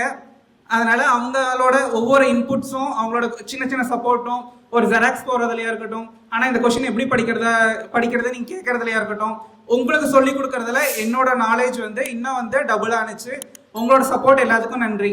அண்ட் லாஸ்ட், நம்ம எல்லாமே வந்து ஒரு 99% நம்ம கனவை வந்து அப்படியே பில்ட் பண்ணிட்டே வருவோம். சின்ன வயசுல இருந்து பில்ட் பண்ணிட்டே வருவோம். அதை வந்து நினைவாக்குறதுக்கு ஒரு இடம் தேவை, ஒரு பிளாட்ஃபார்ம் தேவை. அப்படிதான் வந்து எனக்கு வந்து இம்பல்ஸ் இருந்துச்சு. லைட்னு பார்த்தோன்னா கூட நார்மலா ஒரு குண்டு பல்ப் இருக்கிறதோ லைட் தான், லேசர் லைட்டும் லைட் தான். ரெண்டுக்கு என்ன டிஃப்ரென்ஸ்னா நம்மளோட எனர்ஜியை கரெக்டா சேனலைஸ் பண்றதுக்கு அதுக்கு வந்து ஒரு பிளாட்ஃபார்மா இருந்த இம்பல்ஸ்க்கு இந்த இடத்துல என்னோட நன்றி நான் தெரிவிச்சுக்கிறேன். இதுல இம்பல்ஸ் நான் எப்படி வந்து என்னோட ஜேர்னி இங்க ஸ்டார்ட் ஆனிச்சுன்னா, மெயினா வந்து பாத்தீங்கன்னா நான் வீட்ல இருந்து படிச்சுட்டு இருந்தேன். என்னால அங்க சரியா படிக்க முடியல, நிறைய டிஸ்டர்பன்சஸ் இருந்துச்சு. இதோட இம்பல்ஸோட ஸ்பெஷாலிட்டி பாத்தீங்கன்னா ஸ்டடி ஹாலுக்காக ஃபர்ஸ்ட் அப்படி பார்த்து தான் நான் இம்பல்ஸ்குள்ள வந்தேன். ஒரு ஸ்டூடெண்ட்டாக வந்தேன், அதுக்கப்புறம் ஒரு டீச்சராக மாறினேன், அதுக்கப்புறம் ஒரு மென்டராக இருந்தேன், இப்போ வந்து ஆஃபீஸராக இருக்கேன். இந்த இம்பல்ஸோட வளர்ச்சியும் என்னோட வளர்ச்சியும் பார்த்தீங்கன்னா ரொம்ப அப்படியே பேரலாக இருந்துச்சு. நான் வரப்ப நம்மளோட மெயின் பில்டிங் மட்டும்தான் இருந்துச்சு, கீழே ஒரு ஃப்ளோர் மட்டும்தான் இருந்துச்சு. அதுக்கப்புறம் ஸ்டடி ஹால் எடுத்தோம். அப்போ தான் நான் வந்து ப்ரிலிம்ஸ் கிளியர் பண்ணேன். அதுக்கப்புறம் பார்த்தோம்னா கேர்ள்ஸ்க்குன்னு தனி ஸ்டடி ஹால் எடுத்தோம். இப்போ பார்த்தீங்கன்னா இப்போ வந்து நம்ம இருக்க பில்டிங்லேயே மேலே ஒரு ஸ்டடி ஹால் எடுத்திருக்கோம். இதே டைமில் பார்த்தீங்கன்னா நான் வந்து ப்ரிலிம்ஸ், மெயின்ஸ், அதுக்கப்புறம் ஒரு இப்போ ஆஃபீஸர் ஆகி ஆல்மோஸ்ட் நான் வந்து 1 இயர் வந்து முடிச்சிட்டேன். இது எல்லா ஜேர்னிலையும் எனக்கு வந்து சப்போர்ட்டாக இருந்தது வந்து இம்பல்ஸ். அதில் வந்து ஃபர்ஸ்ட் ஃபவுண்டருக்கு நான் வந்து தேங்க்ஸ் சொல்லிக்கிறேன். Thank you sir. இதில் மெயினாக ஸ்பெஷல் தேங்க்ஸ் யாருக்குன்னு பார்த்தோம்னா என்னோட பிலவ்டு பிரதர் விக்னேஷ் அண்ணா. அவர் நான் எந்த இடத்துலையுமே சார்னு சொன்னதில்லை. ஒவ்வொரு ஸ்டேஜ்லையுமே வந்து அண்ணான்னு தான் சொல்லியிருக்கேன். எல்லா இன்டர்வியூஸ்லையும் அண்ணான்னு தான் சொல்லியிருக்கேன். பிகாஸ் எங்களுக்குள்ளே இருந்த பாண்ட் வந்து அப்படி. ஆனால் பார்த்தீங்கன்னா ஏதாவது ஒரு விஷயம் பேசினாலும் அண்ணாக்கு எனக்கும் டைரக்ட் ஆப்போசிட் எண்டில் தான் இருக்கும். டிஃப்ரென்ஸ் ஆஃப் ஒப்பீனியன் வந்து அவர் கேட்பாரு. இப்போ ஒரு இனிஷியேட்டிவ் எடுக்கணும்னாலும் 10 பேர்கிட்ட கேட்பாரு. அது வந்து நீங்க என்ன ஒர்க் பண்றீங்க, உங்களோட டெசிக்னேஷன் என்ன, அதெல்லாம் அவர் பார்க்கவே மாட்டாரு. இப்படி பண்ணலான்னு இருக்கும் இன்ஸ்டியூட்டுக்கு, இது எப்படி போகும்னு நீங்க நினைக்கிறீங்க, அந்த 10 பேரோட இன்புட்டை எடுத்து அதுல வந்து என்னென்ன ப்ராப்ளம்ஸ் வரும்னு முன்னாடியே வந்து கெஸ் பண்ணி அதெல்லாம் எப்படி அவாய்ட் பண்ணலான்ட்டு அவ்வளோ திங்க் பண்ணி எல்லாமே வந்து ஸ்டூடெண்ட்ஸ்க்காக டெவலப் பண்ணிட்டு இருக்காரு. ஸோ அதனால விக்னேஷனோட எஃபர்ட்ஸ்க்கு எல்லாரும் ஒரு அப்ளாஸ் கொடுத்தீங்கன்னா நல்லா இருக்கும். தேங்க்யூ. நெக்ஸ்ட் பார்த்தீங்கன்னா நான் இப்போ இருக்க ஸ்டூடெண்ட்ஸ்க்கு வந்து ஒரு சில பாயிண்ட்ஸ் மட்டும் சொல்கிறேன். எக்ஸாம் எப்படி படிக்கணும் எல்லாமே வந்து சீஃப் கெஸ்ட் சொல்லிட்டாங்க. இங்கே நம்ம இம்பல்ஸில் இருக்க ஃபெசிலிட்டிஸை நீங்கள் வந்து யூஸ் பண்ணுங்க. ஓகேவா? கரெக்டாக யூஸ் பண்ணுங்க. நம்ம ஸ்டடி ஹாலுக்கு வந்தோம்னா மேம் சொன்ன மாதிரி ஸ்டடி ஹாலுக்குள்ளே வந்தீங்கன்னா ஃபோன்ஸ் வந்து ஃபர்ஸ்ட் வைப்ரேட்லேயே சைலண்ட்லேயே போட்டுருங்க. அந்த படிக்கிறீங்கன்னா அந்த ஃபர்ஸ்ட் ஒரு 1.5 hours ரொம்ப ப்ரைம் டைம். நீங்கள் ஃப்ரெஷ்ஷாக வருவீங்க, மைண்ட் வந்து ரொம்ப கிளியராக இருக்கும். அந்த டைமில் புதுசாக படிக்கிறது, டஃப்பாக படிக்கிறது, அது மாதிரி இருக்கிறது எல்லாமே வந்து அந்த டைம் யூஸ் பண்ணிக்கோங்க. ஒரு சின்ன பிரேக் 10 to 15 minutes மட்டும் எடுத்துட்டு செகண்ட் செஷன், அடுத்து வந்து தேர்டு, ஃபோர்த்து, இது மாதிரி வந்து பிளான் பண்ணி படிங்க. ஸ்டடி ஹாலை வந்து நல்லா யூஸ் பண்ணிக்கோங்க. உள்ளே வந்ததுக்கப்புறம் ஸ்டடி ஹாலுங்கிறது ஒரு கோயில் மாதிரி. உங்களை வந்து அடுத்த கட்டத்துக்கு கூட்டிட்டு போறதே வந்து இந்த இடம் தான். ஸோ இந்த இடத்துக்கு வந்து அதுக்கான மரியாதையை கொடுத்தீங்கன்னா உங்களுக்கான வேலையை கண்டிப்பா இந்த ஸ்டடி ஹால் கொடுக்கும். ஓகேவா? செகண்ட் பார்த்தீங்கன்னா சீனியர்ஸ் அண்ட் மென்டர்ஸ். நம்மளோட மெயின் வந்து ஃபீச்சர் பார்த்தீங்கன்னா 1-to-1 மென்டர்ஷிப்ஸ்.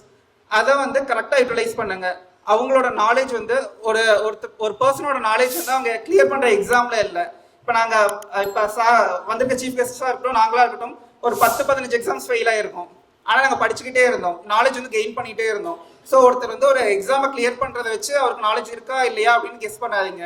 அவங்க கூட இன்ட்ராக்ட் பண்ணுறது, அவங்களுக்கு சொல்லித்தர விதம், அதை வச்சு அவங்களோட நாலேஜ் வந்து நீங்கள் கெயின் பண்ணிக்கோங்க. அதுக்கான ரெஸ்பெக்ட் வந்து கொடுங்க. உங்கள் மென்டார்ஸ்க்கு வந்து கரெக்டாக நீங்கள் வந்து ரிப்போர்ட் பண்ணுங்க. இந்த நேரத்தில் நான் ஒரு திருக்குறள் சொல்ல ஆசைப்படுறேன். இடிப்பாறை இல்லாத ஏமரா மன்னன் கெடுப்பார் இல்லாலும் கெடும். ஓகேவா? அவர் அரசனா இருந்தாலும் அவனுக்கு வந்து ஒரு நல்லது இது, ஒரு கெட்டது இது, நீ இப்படி போகக்கூடாது, நீ இப்படிதான் பண்ணணும் அப்படின்னு ஒரு அறிவுரை கூடுற வந்து ஒரு சான்றோர் இல்லைன்னா அவர் வந்து கெடுக்கிறதுக்கு யாரும் இல்லைனாலும் அவரே வந்து தீய வழியில போய் அழிவாரு. ஸோ அதே மாதிரி நம்ம ஸ்டூடெண்ட்ஸ், நம்ம வந்து ஒரு mid-20s இருக்கோம், 23 ஒரு 27 அந்த ரேஞ்சில் இருக்கப்ப நமக்கு எக்கச்சக்கமான தாட்ஸ் இருக்கும். வேர்ல்டு வந்து எக்ஸ்ப்ளோர் பண்ணலான்னு நிறைய வந்து தாட்ஸ் வந்து வந்துகிட்டே இருக்கும். ஆனா நம்ம சூஸ் பண்ணியிருக்க பாத் பாத்தீங்கன்னா அது எதுக்குமே வந்து வழி விடாது, அது வந்து தேவையும் இல்லை நமக்கு இந்த நேரத்துல. ஸோ நம்ம வந்து ஃபோக்கஸ்டா இருக்கணும்னா ஒரு மென்டர்ஸ்க்கு வந்து ரெகுலரா வந்து கம்யூனிகேட் பண்ணுங்க. ஓகேவா? நெக்ஸ்ட் வந்து டிசிப்ளின். நீங்க ஒரே நேரத்துல வந்து தூங்கி எந்திரிங்க, கரெக்டான ஃபுட் சாப்பிடுங்க. இது எல்லாமே வந்து ஒரு மென்டார்கிட்ட நீங்க ரிப்போர்ட் பண்ணுங்க. உங்களால முடியலையா அதையும் வந்து சொல்லுங்க. எனக்கு வந்து 4 நாளா தொடர்ந்து படிச்சுட்டு இருக்கேன், இப்ப என்னால் படிக்க முடியல, நான் என்ன பண்றது, அதை வந்து நீங்க கேட்கணும். கேட்டீங்கன்னா தான் கிடைக்கும். இந்த ஃபீல்டை பொறுத்த வரைக்கும் நீங்க வந்து வெற்றி பெற்றீங்கன்னா நீங்க வந்து சூப்பர், அந்த பையன் படிச்சுட்டே இருந்தான். சப்போஸ் ஃபெயிலியர் ஆனீங்கன்னா அந்த ஃபெயிலியர் உங்களை மட்டும்தான் சேரும். இன்ஸ்டியூட்டுக்கோ, உங்க பெற்றவங்களுக்கோ, உங்க ஃப்ரெண்ட்ஸுக்கோ யாருக்கும் அது தேவையில்லை. இது உங்க லைஃப்பை நீங்க ஜெயிக்கணும் அப்படின்ட்டு வந்து நம்ம வின் பண்ணியே ஆகணும். That is no other way அப்படின்னு ஞாபகம் வச்சுட்டு ஒவ்வொரு செகண்டும் வந்து நீங்க படிக்கணும். ஆனா உங்களுக்கான அந்த படிக்கிறதுக்கான ஃபெசிலிட்டிஸ்க்கு இங்க பார்த்து பண்ணிட்டு இருக்காங்க. ஓகேவா? அதை வந்து கரெக்டாக யூட்டிலைஸ் பண்ணுங்க. டெஸ்ட் பேட்ச் போட்டிங்களா, அதை வந்து சார் சொன்ன மாதிரி அனலைஸ் பண்ணுங்க, அதை வந்து ரிவிஷன் பண்ணுங்க. நானும் ஒவ்வொரு மீட்டிங்லயும் வந்து சொல்லிக்கிட்டே இருக்கேன், ரிப்பீட்டட் ரிவிஷன் பண்ணுங்க. அது மட்டும் தான் உங்களுக்கு ஹெல்ப் பண்ணும். டெய்லி ஒரு 15 மினிட்ஸ் காலையில என்ன படிச்சோங்கிறத எடுத்து பார்த்துருங்க. வீக்லி ஒரு ஹாஃப் டே அதுக்காக ஸ்பெண்ட் பண்ணுங்க. 1 வீக் நம்ம என்ன படிச்சோம், அதே மாதிரி மந்த்லி இந்த மந்த்ல நம்ம என்ன படிச்சு வச்சிருக்கோம், இன்னும் என்ன படிக்கணும் அப்படி நம்ம அனலைஸ் பண்ண நம்ம ஸ்ட்ராங் சப்ஜெக்ட் எது, இன்னும் எதெல்லாம் கவர் பண்ணணும் அப்படிங்கிற ஒரு கிளாரிட்டி இருக்கப்ப எக்ஸாம் கிளியர் பண்றது வந்து ரொம்ப ஈஸியா இருக்கும். அதே மாதிரி நம்ம இன்ஸ்டியூட் வந்து 100% பெர்ஃபெக்டா அப்படின்னா இல்லை. ஆனா வந்து அதை பெர்ஃபெக்ட் ஆக்கணுங்கிறதுக்காக ஒவ்வொரு நாளும் 200% வந்து எஃபர்ட் வந்து போட்டுட்டே இருக்காங்க. ஏன்னா நான் வந்து ஒரு ஸ்டூடெண்டா இருந்தேன், எனக்கு கைட் பண்றப்பையும் சரி, இப்போ நான் வந்து டீச்சிங்லயும் இருக்கேன். ஸோ அந்த டிரான்சிஷன் எனக்கு தெரியும். ஸ்டூடெண்ட்ஸ்க்காக அவங்க என்ன பண்றாங்க, இப்போ என்ன எஃபர்ட்ஸ் போட்டுட்டு இருக்காங்க, நெக்ஸ்ட் என்ன பண்ணலாம், உங்களுக்கு வந்து இப்போ நெக்ஸ்ட் அடுத்து 3 எக்ஸாம் வரப்போகுது, அதுக்காக என்னென்ன பண்ணணும். அது மட்டும் இல்லாமல் எக்ஸ்ட்ராவாக பார்த்தீங்கன்னா இப்போ வந்து ஒரு கேர்ள்ஸ் வீட்டுக்கு போனோம்னா பேரண்ட்ஸ் கிட்ட ஃபோன் பண்ணி கொடுத்தா மட்டும் தான் இங்கேருந்து அனுப்புவோம். நீங்கள் அன்டைமில் போகிறீங்கன்னா இங்கேருந்து வந்து எம்டிஓ இல்லை வந்து நம்மளோட ஸ்டாஃபோ கொண்டு போய் விட்டுடுறாங்க. மெட்ரோ சிட்டிஸ்லாம் பெங்களூர், சென்னை எல்லா இன்ஸ்டியூட்லையும் பார்த்துருக்கேன். அங்கே எப்படி இருக்கும்னா கார்பரேட் நேச்சர் மட்டும்தான். நீங்கள் உள்ளே போனீங்க, உங்கள் கோர்ஸ் முடியுது, நீங்கள் வெளியே வந்தீங்கன்னா இன்ஸ்டியூட் யாரோ நீங்கள் யாரோ, இதுதான் வந்து எல்லா இடத்துலையும் நடக்கும். இங்கே வந்து நமக்காக ஒரு எக்ஸ்ட்ரா கேர் எடுக்கிறாங்க, அதை வந்து நீங்கள் யூட்டிலைஸ் பண்ணணும். அதே மாதிரி இன்ஸ்டியூட்ல நடக்கிற ஒவ்வொரு டெவலப்மெண்ட்டும் சரி, ஒவ்வொரு ப்ராப்ளமும் சரி, ரெகுலராக மீட்டிங் போட்டு உங்ககிட்ட சொல்றது எதுக்குன்னா ஸ்டூடெண்ட்ஸ் உங்களுக்கு தெரிஞ்சாதான் நீங்க வந்து அதையும் வந்து அடாப்ட் பண்ணிட்டு அதை எப்படி சால்வ் பண்ணிட்டு உங்க ஸ்டடீஸ் வந்து எப்படி டெவலப் ஆகணும் அப்படிங்கிறதுக்காக ஒவ்வொரு இனிஷியேட்டிவ்லையும் உங்களையும் வந்து சேர்த்து இது பண்றாங்க. ஸோ இது எல்லாத்தையும் புரிஞ்சுக்கிட்டு நீங்க வந்து இருக்க ரிசோர்ஸஸை யூட்டிலைஸ் பண்ணி நல்லா படிங்க. அடுத்து பர்சனலாக பார்த்தீங்கன்னா உங்களோட பர்சனாலிட்டியை டெவலப் பண்ணுங்க. எப்பயுமே இது வந்து உங்களுக்கு ஹெல்ப்ஃபுல்லாக இருக்கும். என்னோட பர்சனலாக பார்த்தீங்கன்னா நான் எக்ஸாம் கிளியர் பண்ணுறதுக்கு முன்னாடியும் சரி இப்பயும் சரி எனக்கு கொடுக்குற மரியாதை வந்து எல்லாரும் கொடுத்துட்டே இருந்தாங்க. ஏன்னா அது வந்து நம்ம படிப்பில் காமிச்சோம். நம்மளோட டிசிப்ளின், இந்த மேம் சொன்னது வந்து ஒரு வேர்டில் நான் சொல்கிறேன், அப்சஷன் அப்படிம்பாங்க. அப்சஷன்னா என்னன்னு பார்த்தீங்கன்னா அதை தவிர அவனுக்கு வேற எதுவுமே இல்லை, இந்த உலகத்தில் அது மட்டும் தான் அவனுக்கு வேணும் அப்படின்னு நீங்கள் வந்து உழைக்க ஆரம்பிச்சிங்கன்னா நீங்கள் யார்ட்டையும் போய் நான் இதுக்கு படிச்சுட்டு இருக்கேன்னு சொல்ல தேவையில்லை. அவங்களே பார்ப்பாங்க ஒன்று, அந்த பையன் படிக்கிறான், டிஸ்டர்ப் பண்ணக்கூடாது, அந்த பையனை வந்து நைட்டு படிக்கிறான், அவனை வந்து டிஸ்டர்ப் பண்ணக்கூடாது, வெளியே கூப்பிடக்கூடாது அப்படின்னு வந்து நீங்கள் படிக்கிறத வச்சு மற்றவங்க சொல்லணும். இந்த உலகத்தில் அது மட்டும் தான் உங்களுக்கு வந்து கோலாக இருக்கணும். அப்படி வந்து நீங்கள் உழைக்கணும். அது பேர் தான் அப்சஷன். அது வந்து கவர்மெண்ட் எக்ஸாம் நான் கிளியர் பண்ணுற வரைக்கும் நான் இப்படி தான் இருப்பேன், யார் என்ன சொன்னாலும் சரி அப்படின்ட்டு நீங்கள் வந்து மைண்டை வந்து கிளியராக வச்சுக்கணும். அதுக்கு வந்து சப்போர்ட் பண்ணுறது உங்கள் physical health and mental health. எப்பயுமே இங்கே வந்தோம்னா என்ன காரணத்துக்காக வந்தோம், பாஸ் பண்ணுறதுக்காக வந்தோம். இந்த விஷயம் நமக்கு வந்து அதில் வந்து எதுக்காக ஹெல்ப் பண்ணுவான், பண்ணாதுன்னா அப்பயே தூக்கி போட்டுருங்க. இப்போ வந்து உங்களுக்கு பிடிச்சவங்க கூட நல்லா ஜாலியாக சந்தோஷமா இருங்க. பிடிக்கலையா அவனை பார்த்துட்டு ஒரு ஸ்மைல் பண்ணிட்டு நீங்கள் பாட்டுக்கு விலகி போயிருங்க. ஓகேவா? இப்படி இருந்தால் மட்டும்தான் நமக்கு தேவையானதை நம்ம வந்து அடைய முடியும். நல்லா ஃபோக்கஸ்டாக படிங்க. அடுத்து வந்து எனக்கு இங்கே பர்சனலாக பிடிச்சது பார்த்தீங்கன்னா, நான் வந்து ரிசல்ட் பார்க்குறப்ப இங்கே தான் வெளியே சாப்பிட்டு இருக்கப்போ பார்த்தோம், என்னோட வெற்றியை வந்து என்னோட தம்பிகள் எல்லாருமே கொண்டாடினாங்க. அப்போ வந்து ஆஸ் அ ஹியூமனாக நான் வந்து வின் பண்ணிட்டேன் அப்படின்னு வந்து எனக்கு ரொம்ப, ஒரு ஸ்டூடெண்ட்டாக ஒரு மென்டராக விட ஆஸ் அ ஹியூமனாக வந்து நான் வந்து வின் பண்ணிட்டேன். அதே தான் நான் உங்களுக்கும் சொல்கிறேன். உங்களை சுற்றி ஒரு சப்போர்ட் சிஸ்டம், அது 2 பேர் இருந்தாலும் சரி, 3 பேர் இருந்தாலும் சரி, உங்கள் அண்ணனாக இருக்கலாம், ஃப்ரெண்டாக இருக்கலாம், சாராக இருக்கலாம், மென்டராக இருக்கலாம், யார் வேணா இருக்கலாம். அந்த சப்போர்ட் சிஸ்டம் வந்து உங்களோட வெற்றியை வந்து அடுத்தவங்க கொண்டாடணும். அதில் இருக்க சந்தோஷம் வந்து தனி. அந்த வெற்றிக்காக நீங்கள் வந்து போராடுங்க. அதுக்கப்புறம் ஆஸ் அ ஹியூமனாக ஃபெல்லோ ஹியூமன் கிட்ட ரொம்ப கைண்டாக இருங்க. நெக்ஸ்ட்டு இது மாதிரி ஒரு மீட்டில் அங்கே உட்காந்துருக்க எல்லாரும் இங்கே வந்து ப்ரைஸ் வாங்கணுன்ட்டு நான் வந்து ப்ளஸ் பண்ணிக்கிறேன். நான் வந்து காட் கிட்ட ப்ரே பண்ணிக்கிறேன். எல்லாரும் நல்லா படிங்க. இந்த சான்ஸ்க்கு வந்து தேங்க்யூ. எல்லாருக்கும் வணக்கம். என் நேம் தீபிகா. நான் வந்துட்டு இப்போ லேபர் டிபார்ட்மெண்ட்டில் அசிஸ்டண்ட்டாக ஒர்க் பண்ணிகிட்ருக்கேன். First of all impulse coaching இன்ஸ்டியூட்டுக்கு ஒரு பெரிய தேங்க்ஸ் சொல்லிக்கிறேன் இந்த ஆப்பர்ச்சுனிட்டி கொடுத்ததுக்கு. இன்னைக்கு இங்கே நின்று பேசுகிறோம் அப்படின்னா அதுக்கு நம்ம இம்பல்ஸ் டீம் தான் பெரிய காரணம். ஸோ இங்கே இருக்க ஃபவுண்டர்ஸ் அண்ட் ட்ரஸ்டீஸ் எல்லாருக்குமே ஒரு பெரிய நன்றி.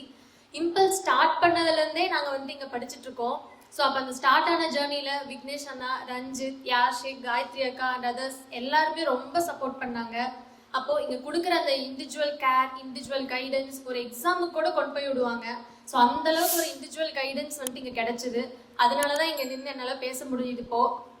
ஸோ அதனால் ஒரு பெரிய தேங்க்ஸ். அதுக்கப்புறம் அந்த கைடன்ஸோடு சேர்த்து எங்களுக்கு ஒரு பெரிய கைடன்ஸ் கொடுத்தது யாருன்னா எங்கள் சார்ஸ் அண்ட் மேம் தான். Karthikeyan sir, Ilavendhan sir and Karthigai Selvi ma'am எல்லாருமே வந்துட்டு நாங்கள் மெயின்ஸ் படிக்கும் போது எப்படி படிக்கணும், இப்படிலாம் நீங்கள் படிக்கணும் அப்படின்ட்டு எங்களுக்கு ஒரு பெரிய கைடன்ஸ் கொடுத்தாங்க.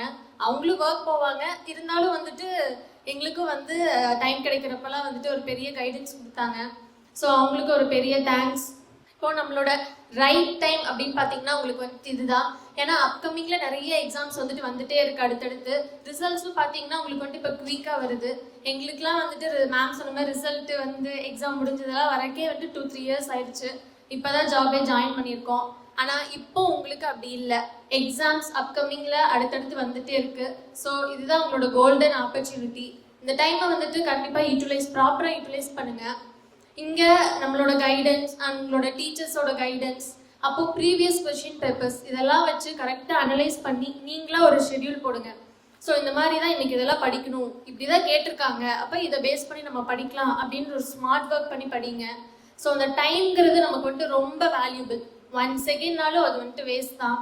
நீங்கள் கடைசியில் 1 மார்க் வாங்க முடியாமல் போனாலும் ஃபெயில் தான். அப்போ அந்த 1 நிமிஷங்கிறது நமக்கு வந்துட்டு ரொம்ப important. So time is more precious. அதனால் அந்த டைமை ப்ராப்பராக யூட்டிலைஸ் பண்ணுங்கள். எல்லாருமே இப்போ நம்ம வந்துட்டு ஒரு கோலோடு தான் வந்திருப்போம், கண்டிப்பாக படித்து பாஸ் பண்ணணும் அப்படின்ட்டு. ஸோ நம்ம இங்கே எதுக்காக வந்திருக்கோம் அப்படிங்கிறத மைண்டில் ஃபிக்ஸ் பண்ணிவிட்டு எல்லாருமே நல்லா படிங்க. And all the best for all you guys. Thank you so much. So first நான் வந்து தேங்க்ஸ் சொல்லிக்கிறேன். பிகாஸ் நான் ரிசல்ட் வந்ததுக்கப்புறம் நான் வந்து என்னால் யாரையும் பார்க்க முடியல, பிகாஸ் என்னோடய சுச்சுவேஷன் அப்படி. ஸோ ஃபர்ஸ்ட் நான் எனக்கு வந்து தேங்க்ஸ் சொல்லிக்கிறேன். ஃபர்ஸ்ட் ஃபவுண்டர்ஸ் வந்து Palanivel sir, then my always inspiration Vignesh அண்ணா, தென் அதுக்கப்புறம் வந்து பார்த்தீங்கன்னா விஜய் சார், காயத்ரி அக்கா, இவங்க எல்லாருமே. தென் அதுக்கப்புறம் என்னோட ஜேர்னியில் குரூப் 2 என்னோட ஜேர்னி வந்து எப்படி ஸ்டார்ட் ஆச்சுன்னா, நான் ஐ பிளான்ட், ஓகேவா. ஸோ நான் இதுதான் நான் போகிறேன்னு சொல்லிட்டு நான் 12th முடிச்சு நான் பிளான் பண்ணிட்டேன்.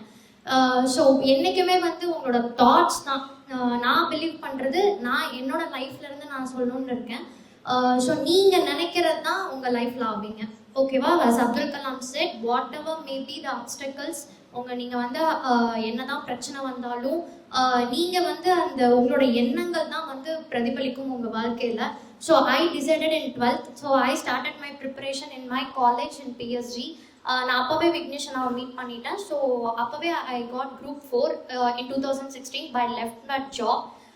Then I started preparing for UPSC. Then I landed in TNPSC and got 3 mains attempt. Then now I landed in group 2A. So நான் இன்னுமே வந்து நான் இன்னும் படிச்சுட்டு தான் இருக்கேன்னு நான் சொல்ல வரேன். ஸோ நான் என்ன சொல்ல வரேன் அப்படின்றது வந்துன்னா, இன்னுமே வந்து நீங்கள் உங்களுக்கான எய்மை போகிற வரைக்கும் ஸ்டில் உங்களோட கன்சிஸ்டன்சி அப்படின்றது தேவை. அதுக்குண்டான ஃபெயிலியர் அக்செப்ட் பண்ணிக்கிற கரேஜ்ன்றது தேவை. மோட்டிவேஷன் அப்படின்றது வந்து பார்த்தீங்க அப்படின்னா எல்லாத்துக்கூடயும் நீங்கள் வந்து ஒரு சில டைம் டவுன் ஆகலாம். But motivation is within you. ஓகேவா? நீங்கள் டவுன் ஆனீங்கன்னா நீங்களாக தான் ஃபர்ஸ்ட் உங்களை பார்த்துக்கணும். First concentrating on your self is most important. ஓகேவா? ஸோ எல்லாருமே கைட் பண்ணுறதுக்கு இருக்காங்க. பட் நீங்கள் எப்படி ஒவ்வொரு விஷயத்தையும் நீங்கள் எடுத்துகிட்டு போகிறீங்களோ அதுதான் வந்துட்டு உங்களோட சக்ஸஸ்க்கு வந்து பார்த்தீங்க அப்படின்னா வந்து ஹெல்ப்ஃபுல்லாக இருக்கும். ஸோ இந்த ஜேர்னியில் வந்து பார்த்தீங்கன்னா ஒன்ஸ் கிளியர் ஆனதுக்கப்புறம் வந்து த்ரூ 5 to 6 years அதுக்கப்புறம் வந்து பார்த்தீங்கன்னா it's been a tough journey தான். ஸோ கிளியர் ஆனதுக்கப்புறம் எங்களுக்கு மிகப்பெரிய ஒரு சப்போர்ட்டிவாக இருந்தது Karthikeyan sir, Ilavendhan sir, Karthigai Selvi ma'am and Muthusargan sir, Sundar sir. இவங்க எல்லாருமே இருந்தனால வந்து பார்த்தீங்கன்னா ரீச் பண்ண முடிஞ்சது. அண்ட் ஆல்சோ நான் என்ன சொல்கிறேன்னா 99% hard work and 1% is up to the நான் காட் கிட்ட தான் விடுவோம் அப்படின்னு சொல்லுவேன். பிகாஸ் ஃபுல் எஃபர்ட்ஸும் நீங்கள் போடுங்க இல்லைனாங்க, but believe in that too. ஓகேவா? And believe in yourself. நான் எப்பயுமே வந்து உங்களை நீங்கள் தான் ஃபஸ்ட்டு வந்து பார்த்துக்குமே தவிர நான் மற்றவங்க கிட்ட போய் மோட்டிவேஷன் நான் இல்லைன்னு சொல்ல வரல. But you have to correct your self for the that is அந்த ஜாப்க்கு போகிறது. ஓகேவா? ஸோ நீங்கள் ஃபஸ்ட்டு டிசிப்ளினாக இருந்தீங்க, நீங்கள் ஃபஸ்ட்டு என்ன நினைக்கிறீங்களோ அதுதான் உங்களால் ஆக முடியும். அதனால் வந்து பார்த்தீங்க அப்படின்னா you have to courage to accept the failure and motivation within your self and your guidance. ஓகேவா? அண்ட் அதுக்கப்புறம் இதோ நான் இன்னொரு விஷயம் தேங்க் பண்ணணும்னு விரும்புகிறேன். எனக்கு அமைஞ்ச டீம், ஸோ என்னோட ஃப்ரெண்ட்ஸ். ஓகேங்களா? ஸோ நாங்கள் ஒரு கேங்கை தான் படிப்போம். As Karthigai Selvi ma'am set, எனக்கு அமைஞ்சது ஒரு பெஸ்ட் டீம். ஓகேவா? என்னால் என்னோட ஃப்ரெண்ட் வர முடியல. பட் இருந்தாலும் வந்து பார்த்தீங்க அப்படின்னா என்னோட ஃப்ரெண்ட் தீபிகா, நாங்கள் எல்லாரும் ஒன்றா தான் படித்தோம். த குரூப் டிஸ்கஷன் அப்படின்ற ஒரு டீம் அமைகிறது ரொம்ப ரொம்ப இம்பார்ட்டன்ட். பிகாஸ் அந்த டீமில் வந்து எல்லாத்துக்கும் ஒரே மைண்ட் செட் இருக்கணும், that they have to pass. அது ஒருத்தர் வந்து நீங்கள் வந்து இது பண்ணலனாலும் தட் இஸ் மைண்ட் செட் வேறு மாதிரி இருந்தாலும் தட் அந்த டீம் ஒர்க் அப்படின்றது வேஸ்ட்டு. ஓகேங்களா? ஸோ இப்போ உங்களுக்கு அந்த பாசிபிள் இருந்தால் கரெக்டாக யூட்டிலைஸ் பண்ணிக்கோங்க. அண்ட் இப்போ வரக்கூட ஆப்பர்ச்சுனிட்டிஸும் வந்து பார்த்தீங்கன்னா ஓகே ஃபெயிலியர் அப்படின்றதுனால ஓகே ஃபைன், நம்ம அடுத்து மூவ் பண்ணி போகலாம். So with according to situation நீங்கள் வந்து பார்த்தீங்க அப்படின்னா பிளான் யோர் செல்ஃப் அக்கார்டிங்லி. நான் இப்போ இருக்கிற இதை சொல்கிறது. ஓகேவா? So all the best and for the future officers and be brave enough to do anything. Thank you. என் பேர் வந்து வடிவேலு. கமர்ஷியல் டேக்ஸ் டிபார்ட்மெண்ட் வந்து எடுத்திருக்கேன். ஃபஸ்ட்டு நான் யாருக்கு தேங்க்ஸ் சொல்கிறேன்னா என்னோட பேரண்ட்ஸுக்கு. ஏன்னா சான்றோனாக்குதல் தந்தைக்கு கடமை அப்படின்ட்டு தமிழ் இருக்குது. அவரோட கடமை வந்து அவர் கரெக்டாக செஞ்சுட்டாரு. நான் என்னோட கடமை என்ன செய்யணும்னா அவைக்கு முந்தைய இருக்குதல் மகனுக்கு கடன் அப்படின்னு சொல்லிட்டு தமிழ் இருக்குது. அந்த கடன் நான் செஞ்சுட்டேன் அப்படின்ற ஒரு மனநம்பிக்கை எனக்கு வந்து கிடைச்சிருக்கு. நெக்ஸ்ட்டு வந்து யாருக்கு தேங்க்ஸ் சொல்லணும்னா இம்பல்ஸ் டீம் தான் தேங்க்ஸ் சொல்லணும். ஏன்னா நான் குரூப் 4 ஃபஸ்ட்டு இங்கே படிக்கலான்னு வந்து ஸ்டார்ட் பண்ணப்போ எனக்கு எதுவுமே தெரியல அப்படின்ற புதுசாக தான் இருந்துச்சு. அப்புறம் சீனியர்ஸ் அண்ணா கிட்ட பேசினேன். அப்புறம் விக்னேஷ் அண்ணா வந்து நிறைய வந்து இதுதான் இப்படி அப்படின்னு கரெக்டாக எனக்கு எல்லாம் சொல்லி தந்தார். அப்புறம் போக போக டெஸ்ட் பேட்ச் போட்டதுக்கப்புறம் ஓகே டிஎன்பிசி தான் இப்படி தான் இருக்கும், டெஸ்ட்டு நிறைய எழுதணும் அப்படின்ட்டு ஒரு ஸ்டெப் பை ஸ்டெப்பாக நான் கற்றுக்கிட்டதுனால தான் என்னோட சக்ஸஸ் வந்து அது ரொம்ப இம்பார்ட்டண்ட்டாக இருந்துச்சு. அது மட்டும் இல்லாமல் நான் குரூப் 4 முடிச்சுட்டு வீட்டுக்கு கிளம்பிட்டேன். குரூப் 2 ப்ரிலிம்ஸ் மட்டும் எழுதினேன். அப்போ நான் என்னால் இந்த மாதிரி ஃபீஸ் கட்ட முடியல அப்படின்னு நான் விக்னேஷ் அண்ணா சொன்னப்போ அவர் வந்து நீ வந்து படிடா, நான் உனக்கு ஹெல்ப் பண்ணுறேன் அப்படின்னு சொல்லிட்டு என்னை மறுபடியும் எடுத்துகிட்டு வந்தது விக்னேஷ் அண்ணா தான். ஸோ அவருக்கு நன்றி சொல்ல ரொம்ப நான் கடமைப்பட்டிருக்கேன். அடுத்ததாக ரொம்ப நன்றி சொன்னாருன்னா ட்ரஸ்டீஸ் தான் சொன்னோம். ஏன்னா யாராக இருந்தாலும் சரி அவங்க உழைக்கிற ஒரு பைசா இருந்தாலையும் அவங்க கஷ்டப்பட்டு உழைப்பு அதை வந்து செலவு பண்ணுறதுக்கு வந்து அவங்க யோசிப்பாங்க. யாராக இருந்தாலும் சரி நாம் கஷ்டப்பட்டு உழைச்சிருக்கோம், நாம் எப்படி செலவு பண்ணுறதுன்ட்டு. ஆனால் கல்விக்குன்ட்டு சொல்லும் போது அவங்க இவ்வளோ பெரிய தொகையை வந்து ஒரு மாணோட கல்விக்கு வந்து செலவழிக்கிறாங்கன்றது ரொம்ப பெரிய விஷயம். ஸோ அவங்களுக்கு பெரிய நன்றி சொல்லிக்க நான் விரும்புகிறேன். அடுத்ததாக என்னோட சீனியர்ஸு அப்புறம் ஃப்ரெண்ட்ஸ் இவங்களுக்கு நான் நன்றி சொல்ல விரும்புகிறேன். ஏன்னா நான் பண்ணுற தப்பை வந்து கரெக்டாக சொல்கிறது அவங்க தான். அவங்க பண்ணுற தப்பை வந்து அவங்களாவே என்கிட்ட வந்து சொல்லி இந்த தப்பை பண்ணாத அப்படின்னு சொல்கிறதும் அவங்க தான். நானே கேட்காம இருந்தாலையும் அவங்களே வாலண்டியராக கூப்பிட்டு நான் இந்த எக்ஸாம் இந்த தப்பு பண்ணேன், நீ இது பண்ணாதா அப்படின்னு சொன்னது அவங்க தான். ஸோ அவங்களுக்கு நன்றி சொல்ல முடியும்.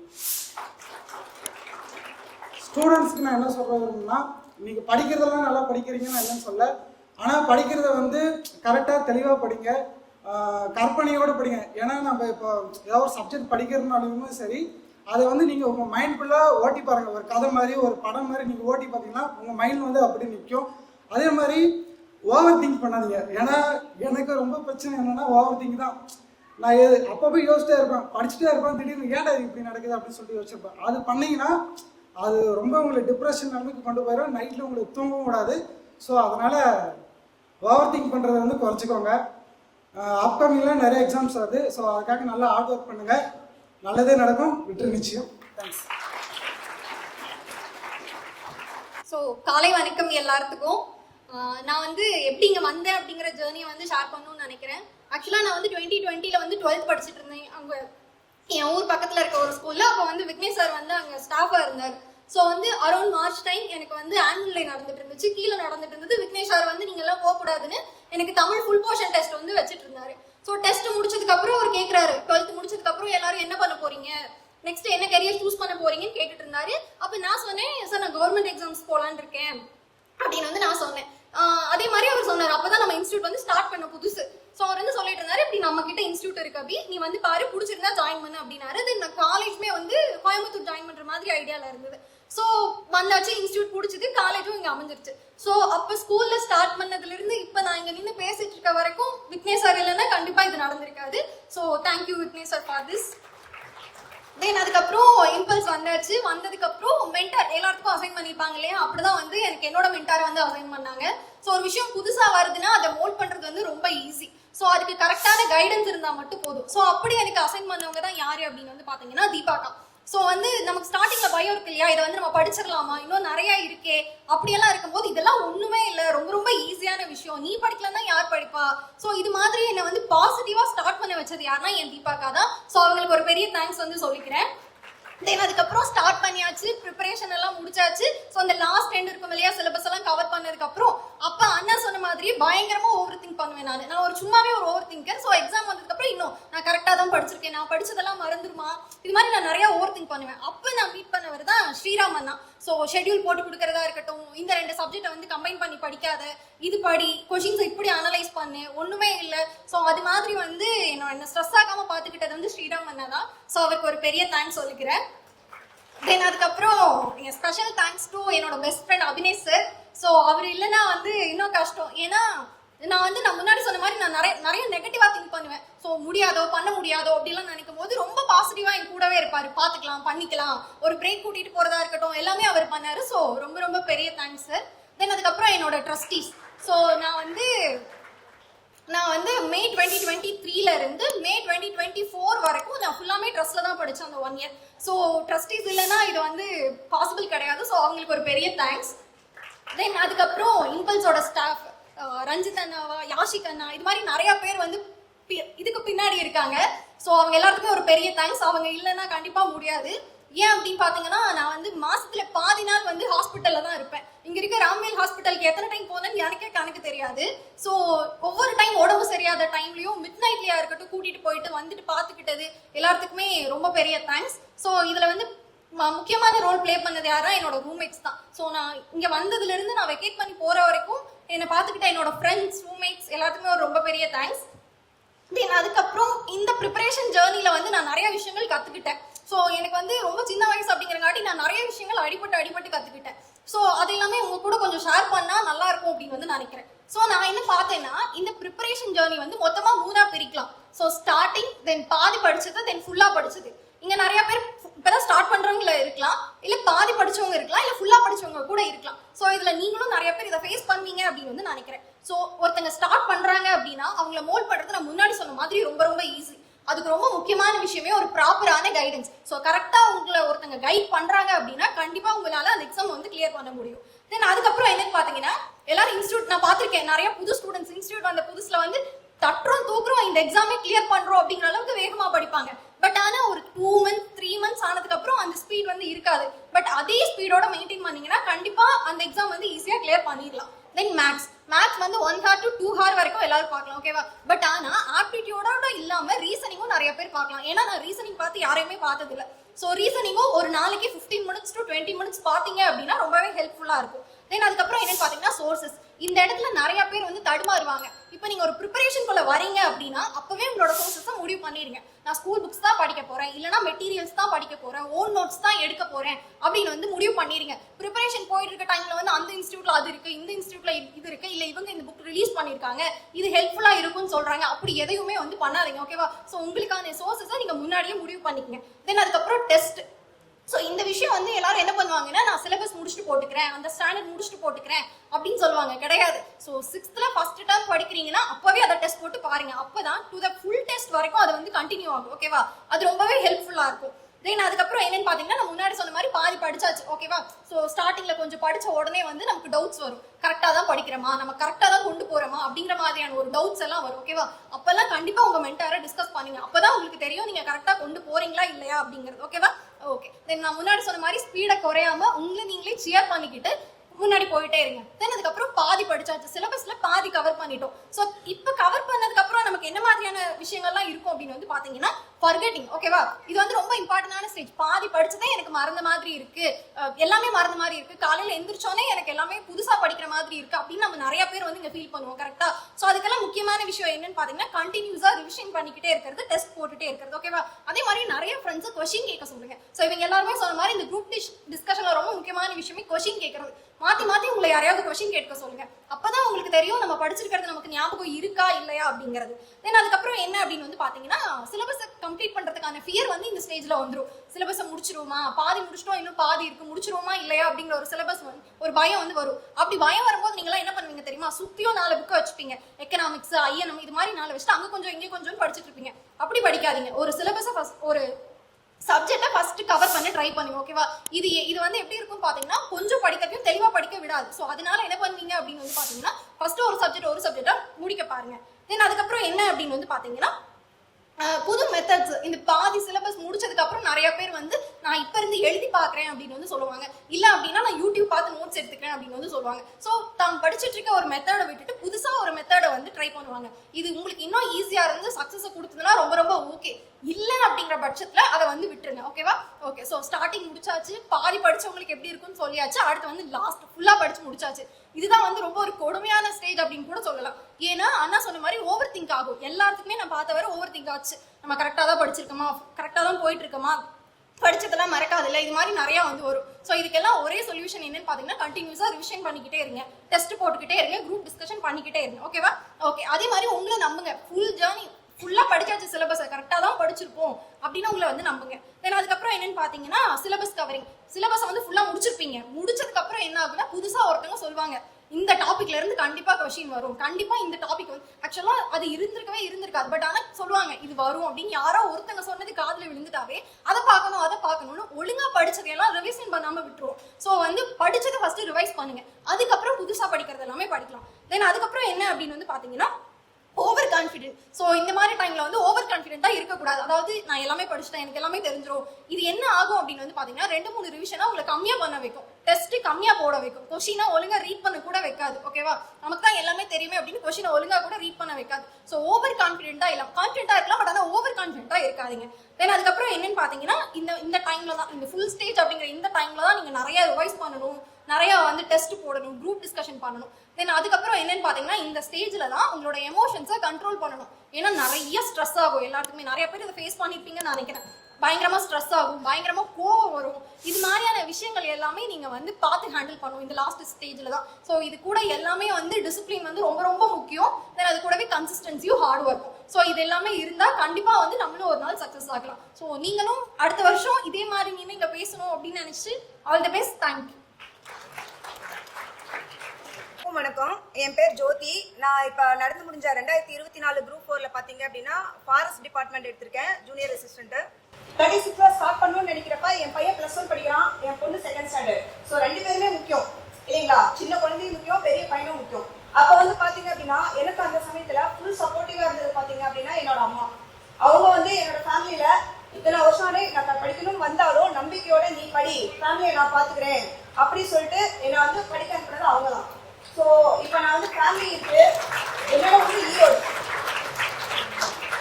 நான் ஈரோட்டில் பவானியில் இருக்கேன், இன்ஸ்டியூட் கோயம்புத்தூர்ல இருக்கு. ஸோ ஸோ நான் எப்படி படித்தேன் அப்படின்னா அதுக்கு இம்பல்ஸ் தான் பெரிய சப்போர்ட் பண்ணிச்சு. இம்பல்ஸ் பார்த்தீங்க அப்படின்னா ஆன்லைன் கிளாஸஸ் ப்ரொவைட் பண்ணாங்க. ஸோ அது இல்லைன்னா நான் வந்து இந்த நிலைமைக்கு நான் வந்திருக்கவே முடியாது. ஆன்லைன் கிளாஸஸ் வந்து நிறைய பேர் கேட்கலாம், இப்போ ஆன்லைன்ல படிச்சா வந்து பாஸ் பண்ண முடியுமா? எத்தனையோ பேர் இங்கே கிளாஸ்லயே வந்து இருக்காங்க, ஃபுல் டே ஸ்பெண்ட் பண்றாங்க, படிக்க முடியல. ஆனா வந்து நீங்க எப்படி ஆன்லைன் கிளாஸ்ல படிச்சு பாஸ் பண்றீங்கன்னு அதுக்கு உதாரணமா உங்க முன்னாடி இருக்கிறது நான் தான். ஓகேங்களா? நான் இங்க ஆன்லைன் கிளாஸ் தான் அட்டென்ட் பண்ணேன். இங்க 1-to-1 மெம்பர்ஷிப் வந்து எனக்கு ரொம்ப யூஸ்ஃபுல்லா இருந்துச்சு. அவங்க வந்து கைடன்ஸ் வந்து ப்ராப்பரா இருந்தனால தான் நான் இந்த அளவுக்கு முன்னேறினேன். இப்போ பாத்தீங்க அப்படின்னா என்னோட மென்டர் வந்து விஜய் சார் தான் சொல்லி தான் நான் இந்த இன்ஸ்டியூட்டை சூஸ் பண்ணேன். எனக்கு ஃபர்ஸ்ட் இது டிஎன்பிஎஸ்னா இருக்குன்னு தெரியும், குரூப் 1, குரூப் 2, குரூப் 4 இந்த மாதிரி எக்ஸாம்ஸ் இருக்குன்னு தெரியும். சார் சொன்ன மாதிரி 1B 1C இந்த மாதிரி எல்லாம் எக்ஸாம்ஸ் இருக்கிறது கூட எனக்கு தெரியாது பாத்தீங்க அப்படின்னா. அப்போ வந்து அவங்க தான் வந்து இந்த மாதிரி நீங்க படிக்க வாங்க, உங்களுக்கு நான் கைடன்ஸ் கொடுக்குறேன்னு சொல்லி சார் தான் சொன்னாரு. ஸோ விஜய் சார் சொல்லலை அப்படின்னா எனக்கு இந்த இன்ஸ்டியூட் தெரியாது, நான் இங்க வந்திருக்க மாட்டேன். பெருசா அவேர்னஸ் எதுவும் கிடையாது இந்த எக்ஸாம்ஸ் பத்தியெல்லாம். அவர் சொல்லி அவரோட கைடன்ஸ் வந்தேன். ஸோ அவர் வந்து எனக்கு தமிழ் கிளாஸ் எடுத்தாரு, தமிழ் டீச்சரா இருக்காரு. ஸோ அவர் வந்து தமிழ் வந்து கிளாஸஸ் ரொம்ப நல்லா எனக்கு வந்து கிளாஸ் இது பண்ணாரு. அது போக ஓவராலா ஒரு கைடன்ஸ் கொடுப்பாரு. எனக்கு எந்த ஒரு பிரச்சனை அப்படின்னாலும், இப்போ ஒரு 20s இருக்கிற உங்களுக்கு வர பிரச்சனைக்கும் 30s இருக்கிற எனக்கு வர பிரச்சனைக்கும் வித்தியாசம் இருக்கு இல்லையா? அந்த சமயத்துல எல்லாம் அவரு தான் வந்து எனக்கு சப்போர்ட்டிவா இருப்பாரு. உடனே அவருக்கு நான் ஃபோன் பண்ணி கேட்பேன், நான் என்ன பண்றது, ஏது பண்றது, ஃபேமிலிக்கு ஒரு சுச்சுவேஷன் வந்துருச்சு, என்ன பண்ணலாம் அப்படின்னு சொல்லி அவர் கேட்டனா அவர் வந்து ஓகே நீங்க இந்த மாதிரி ஃபாலோ பண்ணுங்க, இந்த மாதிரி வாங்க அப்படின்பாரு. ஒரு ஸ்டடி சம்பந்தப்பட்ட ஒரு பிரச்சனையா அதுல நான் சொன்னாலும் நீங்க இந்த மாதிரி எல்லாம் படிக்கலாம் அப்படின்னு சொல்லி சொல்லுவாரு. எக்ஸாம் அட்டென்ட் பண்ண போறேன் அப்படின்னா, இப்ப இன்னைக்கு நாளைக்கு எக்ஸாம் வரப்போகுது அப்படின்னா குரூப் எக்ஸாம், ஸோ அதுக்கு நீங்க இந்த மாதிரி எல்லாம் ஃபாலோ பண்ணுங்க, கொஸ்டின்ஸ் இப்படி அப்ரோச் பண்ணுங்க, இதெல்லாம் எனக்கு தெளிவா சொல்லி கொடுத்தது சார் தான்.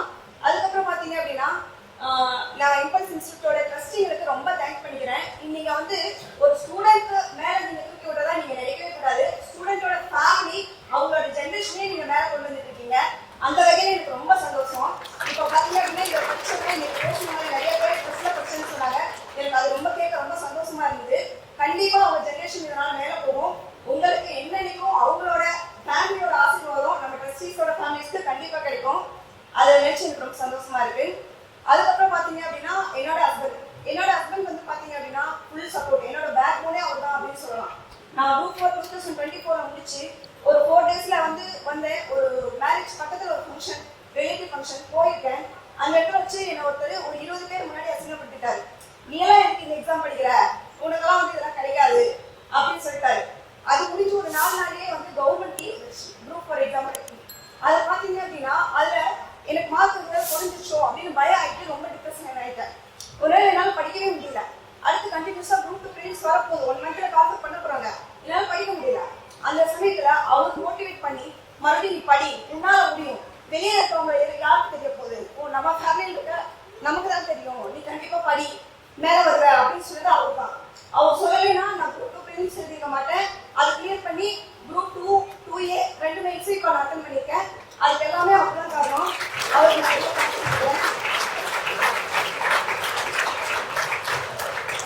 அதுக்கப்புறம் பாத்தீங்க அப்படின்னா எங்க அம்மாவோட அக்கா, எங்க பெரியம்மா, அவங்க வந்து பாத்தீங்க அப்படின்னா அந்த சின்ன வயசுல +2 முடிச்ச பண்ணே சொல்லுவாங்க, நீ ஒரு கவர்மெண்ட் எக்ஸாம் போ, ஒரு போஸ்ட் ஆஃபீஸ் எக்ஸாம் வந்தாலும் சரி, ஒரு டிஎன்பிஎஸ்சி எக்ஸாம் வந்தாலும் சரி, எந்த கவர்மெண்ட் எக்ஸாம் வந்தாலும் உடனே போன் அடிப்பாங்க, இந்த எக்ஸாம் வந்துருக்கு ஜோதி, நீ வந்து அப்ளை பண்ணு, எழுது.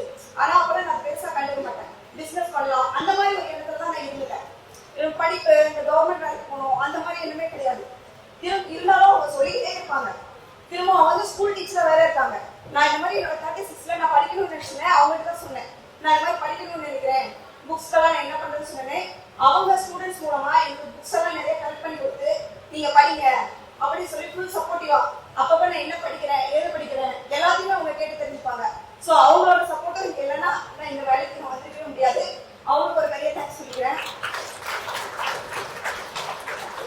அப்புறம் வந்து பாத்தீங்க அப்படின்னா நீங்க 1-to-1 மென்டர் மட்டும் தான் பேசணும், அவங்க கிட்ட மட்டும் தான் நம்ம வந்து டிஸ்கஸ் பண்ணணும் அப்படிங்கிறதெல்லாம் கிடையாது. இப்போ வந்து பாத்தீங்க அப்படின்னா நீங்க நம்ம ஸ்டூடெண்ட்ஸ் ஆஸ்பிரண்ட்ஸ் எல்லாமே படிச்சிருப்பீங்க. நம்ம ஜவஹர்லால் நேரு அவங்க என்ன பேசியிருப்பாங்க அப்படின்னா, அல்மோரா சிறைச்சாலையில இருந்தப்போ அவரோட பொண்ணு இந்திரா காந்திக்கு ஒரு கடிதம் எழுதியிருப்பாங்க. நீங்க எல்லாரும் படிச்சிருப்பீங்கன்னு நினைக்கிறேன். அதை சொல்லியிருப்பாரு, நீங்க கிளாஸ் ரூம்ல கவனிக்கிறதோட வெளியில போய் டீச்சர்ஸ் கிட்ட டைரக்டா மீட் பண்ணி பேசுங்க அப்படின்னு சொல்லியிருப்பாங்க. ஸோ அந்த பழக்கத்தை நீங்க வச்சுக்கோங்க. ஏன்னா நான் என்ன சொல்றேன்னா, விஜய் சார் மட்டும் கிடையாது, நான் விக்னேஷ் சாரா இருந்தாலும் சரி, ரஞ்சித் சாரா இருந்தாலும் சரி, இடையில நான் வந்து குரூப் 2 மெயின்ஸ் எழுதுறப்ப ரஞ்சித் சார் மீட் பண்ணி பேசினேன். ஸோ அவங்களோட அந்த பாயிண்ட் வந்து நம்மளுக்கு வேலிடா இருக்கும். நீங்க கண்டிப்பா அதை வந்து அவங்க 4 வாரம் பேசினாங்கன்னா கண்டிப்பா அது ஒண்ணு உங்களுக்கு ஒரு கூடுதலா அமையும் நான் சொல்றேன். ஸோ அதனால நீங்க வந்து ஒருத்தர் மட்டும் இல்லை, இங்க இருக்கிற எல்லா ஸ்டாஃப்ஸையும் நீங்க யூஸ் பண்ணிக்கலாம். எல்லாரும் வந்து நீங்க பேசணும். எல்லா ஸ்டாஃப் கிட்டையும் நீங்க பேசுனீங்கன்னா ஒவ்வொருத்தர்கிட்ட இருந்தையும் ஒவ்வொரு கருத்து உங்களுக்கு கிடைக்கும். சரிங்களா? அவ்வளவுதான். இதை பத்தி இதுக்கு மேல நான் பெருசா எதுவும் சொல்றதுக்கு இல்லை. ரொம்ப தேங்க்ஸ். இந்த ஒரு வாய்ப்பு கொடுத்த இம்பல்ஸ் டீமுக்கு ரொம்ப நன்றி. இந்த இடத்துக்கு வந்ததுக்கு முக்கியமான காரணம் என்னுடைய ஹஸ்பண்ட் தான். நான் வந்து ஒரு அரசு அதிகாரியா ஆகணும்னு ஆசைப்படுறதை விட அவர் தான் என்ன ஒரு அரசு அதிகாரியா ஆகணும்னு சொல்லிட்டு ரொம்பவே ஆசைப்பட்டு இந்த இடத்துக்கு எனக்கு கொண்டு வந்து சேர்த்தாரு. நான் வந்து 2023 செப்டம்பர்ல வந்து ஜாயின் பண்ண ஆஃப்லைன் கிளாஸ் தான். ஆனா என்னால கண்டினியூ பண்ண முடியல. ஆன்லைன் கிளாஸ்க்கு மாத்திட்டு போயிட்டேன். அதுக்கப்புறம் நாம வந்து இப்போ ஒரு 1 இயர் 2 இயர் எவ்வளவு நாள் படிச்சாலும் சரி, நம்ம எக்ஸாம் டைம்ல அந்த 3 மணி நேரத்தை நம்ம எப்படி பயன்படுத்துறோம் அப்படிங்கிறது தான் மெயினா இருக்கு. நான் வந்து அதுல நிறைய தப்பு பண்ணிட்டேன். நிறைய கேர்லெஸ் மிஸ்டேக்லயே ஒரு 10 கொஸ்டின் மேல எனக்கு போயிடுச்சு. ஆனாலும் அந்த பார்டர் கட் ஆஃப் தான் எனக்கு போஸ்டிங்கே கிடைச்சிருக்கு. அந்த தப்பை நீங்க யாரும் பண்ணிடாதீங்க. நல்லா படிச்சு ஹை ஸ்கோரா எடுத்து நம்மளுக்கு கன்ஃபார்ம் வேலை கிடைக்கும், நமக்கு போஸ்டிங் இருக்கு அப்படின்ற ஒரு நம்பிக்கையில இருக்கிற மாதிரி பாருங்க. பார்டர்ல இருந்து அந்த வேலை கிடைக்குமா கிடைக்காதா அப்படிங்கறதெல்லாம் வந்து ரொம்பவே ஒரு கஷ்டமான டைம். அது வந்து அந்த மாதிரி யாரும் தப்பு பண்ணாம நல்லா படிச்சு நிறைய ஸ்கோர் பண்ற மாதிரி படிங்க. அதுக்கப்புறம் வந்து நம்ம படிக்கிறதுக்கான என்வரான்மெண்ட் வந்து ரொம்ப முக்கியம். நான் வந்து வீட்ல எல்லாம் டெஸ்ட் போட்டு பார்ப்பேன். ஆனா அங்க எந்த ஒரு அவ்வளோ மிஸ்டேக்ஸ் எதுவுமே எனக்கு வரல. ஆனா எக்ஸாம்ல பார்த்தோம்னா புது மிஸ்டேக்ஸ் தான் வந்து கேர்லெஸ் மிஸ்டேக்ல நிறைய கொஸ்டின் போயிடுச்சு. அதனால வந்து டெஸ்ட் வந்து நல்ல ஒரு என்வரான்மெண்ட் இன்ஸ்டிடியூட்ல வந்து போட்டு பார்க்குற மாதிரி பாருங்க. அவ்வளவுதான். தேங்க்யூ. தொலைப்புணர்வு அறுவடை நன்கலம் அமைக்கும் என்கிறது புறநானூறு. பொன், பவளம், முத்து, மணி என்பன வேறு வேறு தொலைவிடங்களை கிடைத்தாலும் ஒன்றாக தடுத்து கோவையாக்கும் போது ஓரிடத்திலே அணியாகி சிறப்படையும். அதுபோல இயற்கை விழாவினை செம்மைப்படுத்திய நல் உள்ளங்களை வாழ்த்தி சிறப்பிக்குமாறு நன்றியுரை வழங்க நாம் நிறுவனர் திரு விக்னேஸ்வர் அவர்களை பணிவுடன் அழைக்கிறோம். இவ்விழாவிற்கு வருகை தந்த அனைவருக்கும் நன்றி கலந்த வணக்கங்கள். பெற்றோர் யாராவது பேச விரும்பினால் மேடைக்கு வரலாம். ஏன்னா ஸ்டூடெண்ட்ஸ் வந்து அவங்க கருத்தை சொல்லிட்டாங்க. பெற்றோர் வந்து இல்லை ஹஸ்பண்ட் யாராக இருந்தாலும் அவங்க ஏதாவது கருத்தை சொல்லணும்னு நினைக்கலாம் மேடைக்கு வரணும். ஏன்னா உங்களுக்கு தெரியும் கஷ்டப்பட்டது எப்படின்னு தெரியும். இல்லை மைக் கொடுக்கறனால கொடுக்குறோம், அங்கேருந்து கூட பேசுங்க.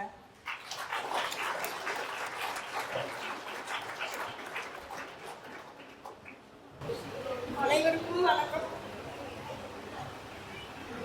என் பொண்ணு வந்து படிக்கிறதுக்காக என்ன அண்ணா, அவருடைய அண்ணா, அவரோட இங்க கிடைக்கிறதே தெரியாது. விசேஷார் அவர்கள் மூலியமா தெரிஞ்சு அவர் எல்லா உதவியும் பண்ணாரு, ஊக்கம் கொடுத்தாரு, உற்சாகம் கொடுத்தாரு. அவருக்கு ரொம்ப நன்றி. அனைத்து ஆசிரியர் அவர்களுக்கும் அனைவருக்கும் நன்றி. அன்னைக்கு வந்ததாலே என் பொண்ணு ஒரு இலக்கை அடைஞ்சிருக்கிறாங்க. நீங்களும் நல்லா படிங்க, எல்லாரும் நல்லா படிச்சுங்க, உங்களாலையும் முடியும், சாதிக்க முடியும். நன்றி, வணக்கம். ஓகேங்க. ஸோ அவங்களுக்கு தானே சந்தோஷம். ஸோ அதனால் அவங்களுக்கு ஒரு டைம் ஒதுக்குறது தப்பு இல்லை. நன்றி உரைக்கு முன்னாடி ஒரே ஒரு டிப்ஸ் மட்டும். எக்ஸாம் கிளியர் பண்ணுறதுக்காகவா அப்படின்னு கேட்டால் கிடையாது. எப்படி ப்ராப்ளம்ஸை ஃபேஸ் பண்ணணும், நெக்ஸ்ட் லெவல் எப்படி போகணும். இப்போ எக்ஸாம் கிளியர் பண்ணிட்டோம் அப்படின்னா ப்ராப்ளம் இல்லைன்னு அர்த்தமா? அப்படிங்களாங்க சார். ஆஃபீஸில் எவ்வளோ ப்ராப்ளம் இருக்குது, இல்லை அதுக்கப்புறம் நெக்ஸ்ட் என்னென்ன ப்ராப்ளம் வருமோ அதைத்தான் நம்ம அடுத்த கட்டத்துக்கு நம்ம போயாகணும். ஸோ வாழ்க்கையில் பிரச்சனைங்கிறது எப்போவுமே இருக்கும். ஸோ நீங்கள் சின்னதாக ஒரே ஒரு விஷயம், தகுதியை உயர்த்தி கொள்ள வேண்டும். தகுதி அப்படின்னா அந்த 3 எழுத்துலேயே மீனிங் இருக்குது. தன்னம்பிக்கை, குறிக்கோள், திட்டமிடல். இது 3ஐயும் விடாமுயற்சியோடு நீங்கள் பண்ணும்போது எந்த ப்ராப்ளம் வந்தாலும் ஃபேஸ் பண்ண முடியும். நீங்கள் அடுத்த கட்டத்துக்கு மூவ் பண்ண முடியும். நீங்கள் அதை ஃபோக்கஸ் பண்ணால் இப்போ இருக்கிற நிலைமையை விட ஓகேங்களா அடுத்தடுத்த நிலைமைக்கு நீங்கள் போகிறது ரொம்ப ஈஸியாக இருக்கும். அது எக்ஸாம் மட்டும் சொல்லலை, எந்த விஷயமா இருந்தாலும் சரி. நீங்கள் ஒரு ஏஜில் இப்போ இருக்கீங்க அப்படின்னா உங்களோட 5 இயர்ஸ் மாறும்போது நீங்கள் டிஃப்ரென்ஸ் ஃபீல் பண்ணுற மாதிரி அப்டேட் ஆகிட்டே இருக்கணும்னு தான் விரும்புகிறேன். இது முக்கியமான விஷயம். ஓகேவா? நெக்ஸ்ட்டு, இம்பல்ஸ் நிறுவனம் உருவாக காரணமாகவும் உறுதுணையாகவும் இருந்த ஃபவுண்டர் திரு பழனிவேல் ஐயா அவர்களுக்கும், அதாவது ஏற்ற இறக்கம் எல்லாமே இருக்கும். ஓகேங்களா?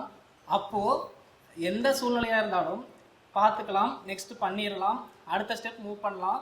அப்படிங்கிறதுக்கு பெரியப்பாவோட வார்த்தைகளும் அதுக்கு உறுதுணையாக இருந்த டீம் மெம்பர்ஸ் அப்படின்னா காயத்ரி தேவி, யாசிக், விஜய், ரஞ்சித், சுந்தரேசன் எல்லாருமே, சிபி மற்றும் ஆசிரியர், அதாவது மற்ற பக்கம் ஸ்டாஃப்ஸ் அப்படின்னா வந்து ஒர்க் முடிச்சுட்டு போகிறோமா அப்படி மாதிரி இங்கே இல்லை, ஓகேங்களா. ராப்பகலாம் எங்களோடவே உட்காந்துருப்பாங்க, எங்களோடவே டிஸ்கஸ் பண்ணுவாங்க. இது எல்லாமே வந்து அடுத்தடுத்த லெவல் போகிறதுக்கு உண்மையாலுமே ஹெல்ப்ஃபுல்லாக இருந்தது. ஃபஸ்ட்டு அவங்களுக்கு மனமார்ந்த நன்றிகளை தெரிவித்துக் கொள்கிறேன்.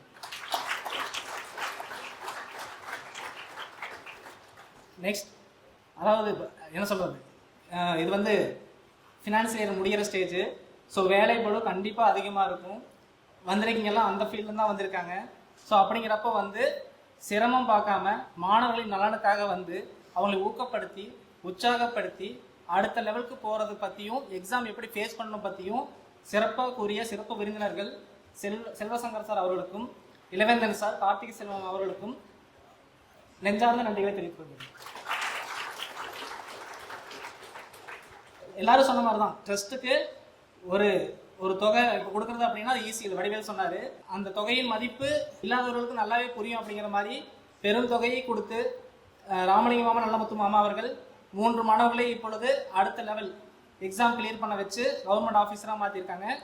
Next Sampath sir, Kalpana ma'am, அது இல்லாமல் பல ட்ரஸ்டிகள், ஃப்ரெண்ட்ஸ் எல்லாருமே மாதம் எங்களோட சம்பளத்தில் ஒரு சின்ன தொகையாவது நான் கொடுக்க ரெடியாக இருக்கிறோம், ஓகேங்களா. அப்படி கொடுத்து இப்போது அது மூலிமா 7 பேர் கிளியர் பண்ணியிருக்காங்க அப்படிங்கிறது எங்களுக்கு ரொம்பவே சந்தோஷமாக இருக்குது. அவங்களுக்கும் இந்த நேரத்தில் நன்றி தெரிவித்துக் கொள்கிறோம். அது மட்டும் இல்லாமல் இந்த ஃபங்க்ஷனை சிறப்பாக நடத்துறதுக்கு கடந்த 2-3 தினங்களாக ராப்பகலாக வேலை செய்த சகோதர சகோதரிகள் நீங்கள் தான் நிறையா சப்போர்ட் பண்ணி கொடுத்தீங்க. உங்களுக்கும் MC நல்லபடியாக பண்ண அபிராமி சுபாராணி மேம் அவர்களுக்கும் இந்த இடத்துல நன்றியை தெரிவித்துக் கொள்கிறேன். இப்போதைய அதிகாரிகளுக்கும் நாளைய அதிகாரிகளுக்கும் அவர்களை ஈண்டெடுத்த பெற்றோர்களுக்கும் வளர்ப்பு ஆசிரியர் பெற்றோர்களுக்கும் முக்கியமாக நன்றி. முயற்சியும் பயிற்சியும் தொடர்ச்சியாக இருந்தால் வெற்றி அப்படின்னு தான் சொல்லுவாங்க. முயற்சி உங்களுடையது, பயிற்சி எங்களுடையது, வெற்றி நம்முடையதாக இருக்கட்டும். அடுத்த ஆண்டு நாம் அனைவருமே அதிகாரியாக மேடை ஏறும்படி கேட்டுக்கொள்கிறேன். நன்றி, வணக்கம். இருந்த இறைவன், இயற்கை, இந்நாளின் சாதனையாளர்கள், வரும் நாளின் சாதனையாளர்கள் என அனைவருக்கும் எங்களது நெஞ்சார்ந்த நன்றிகளை தெரிவித்துக் கொள்கிறோம்.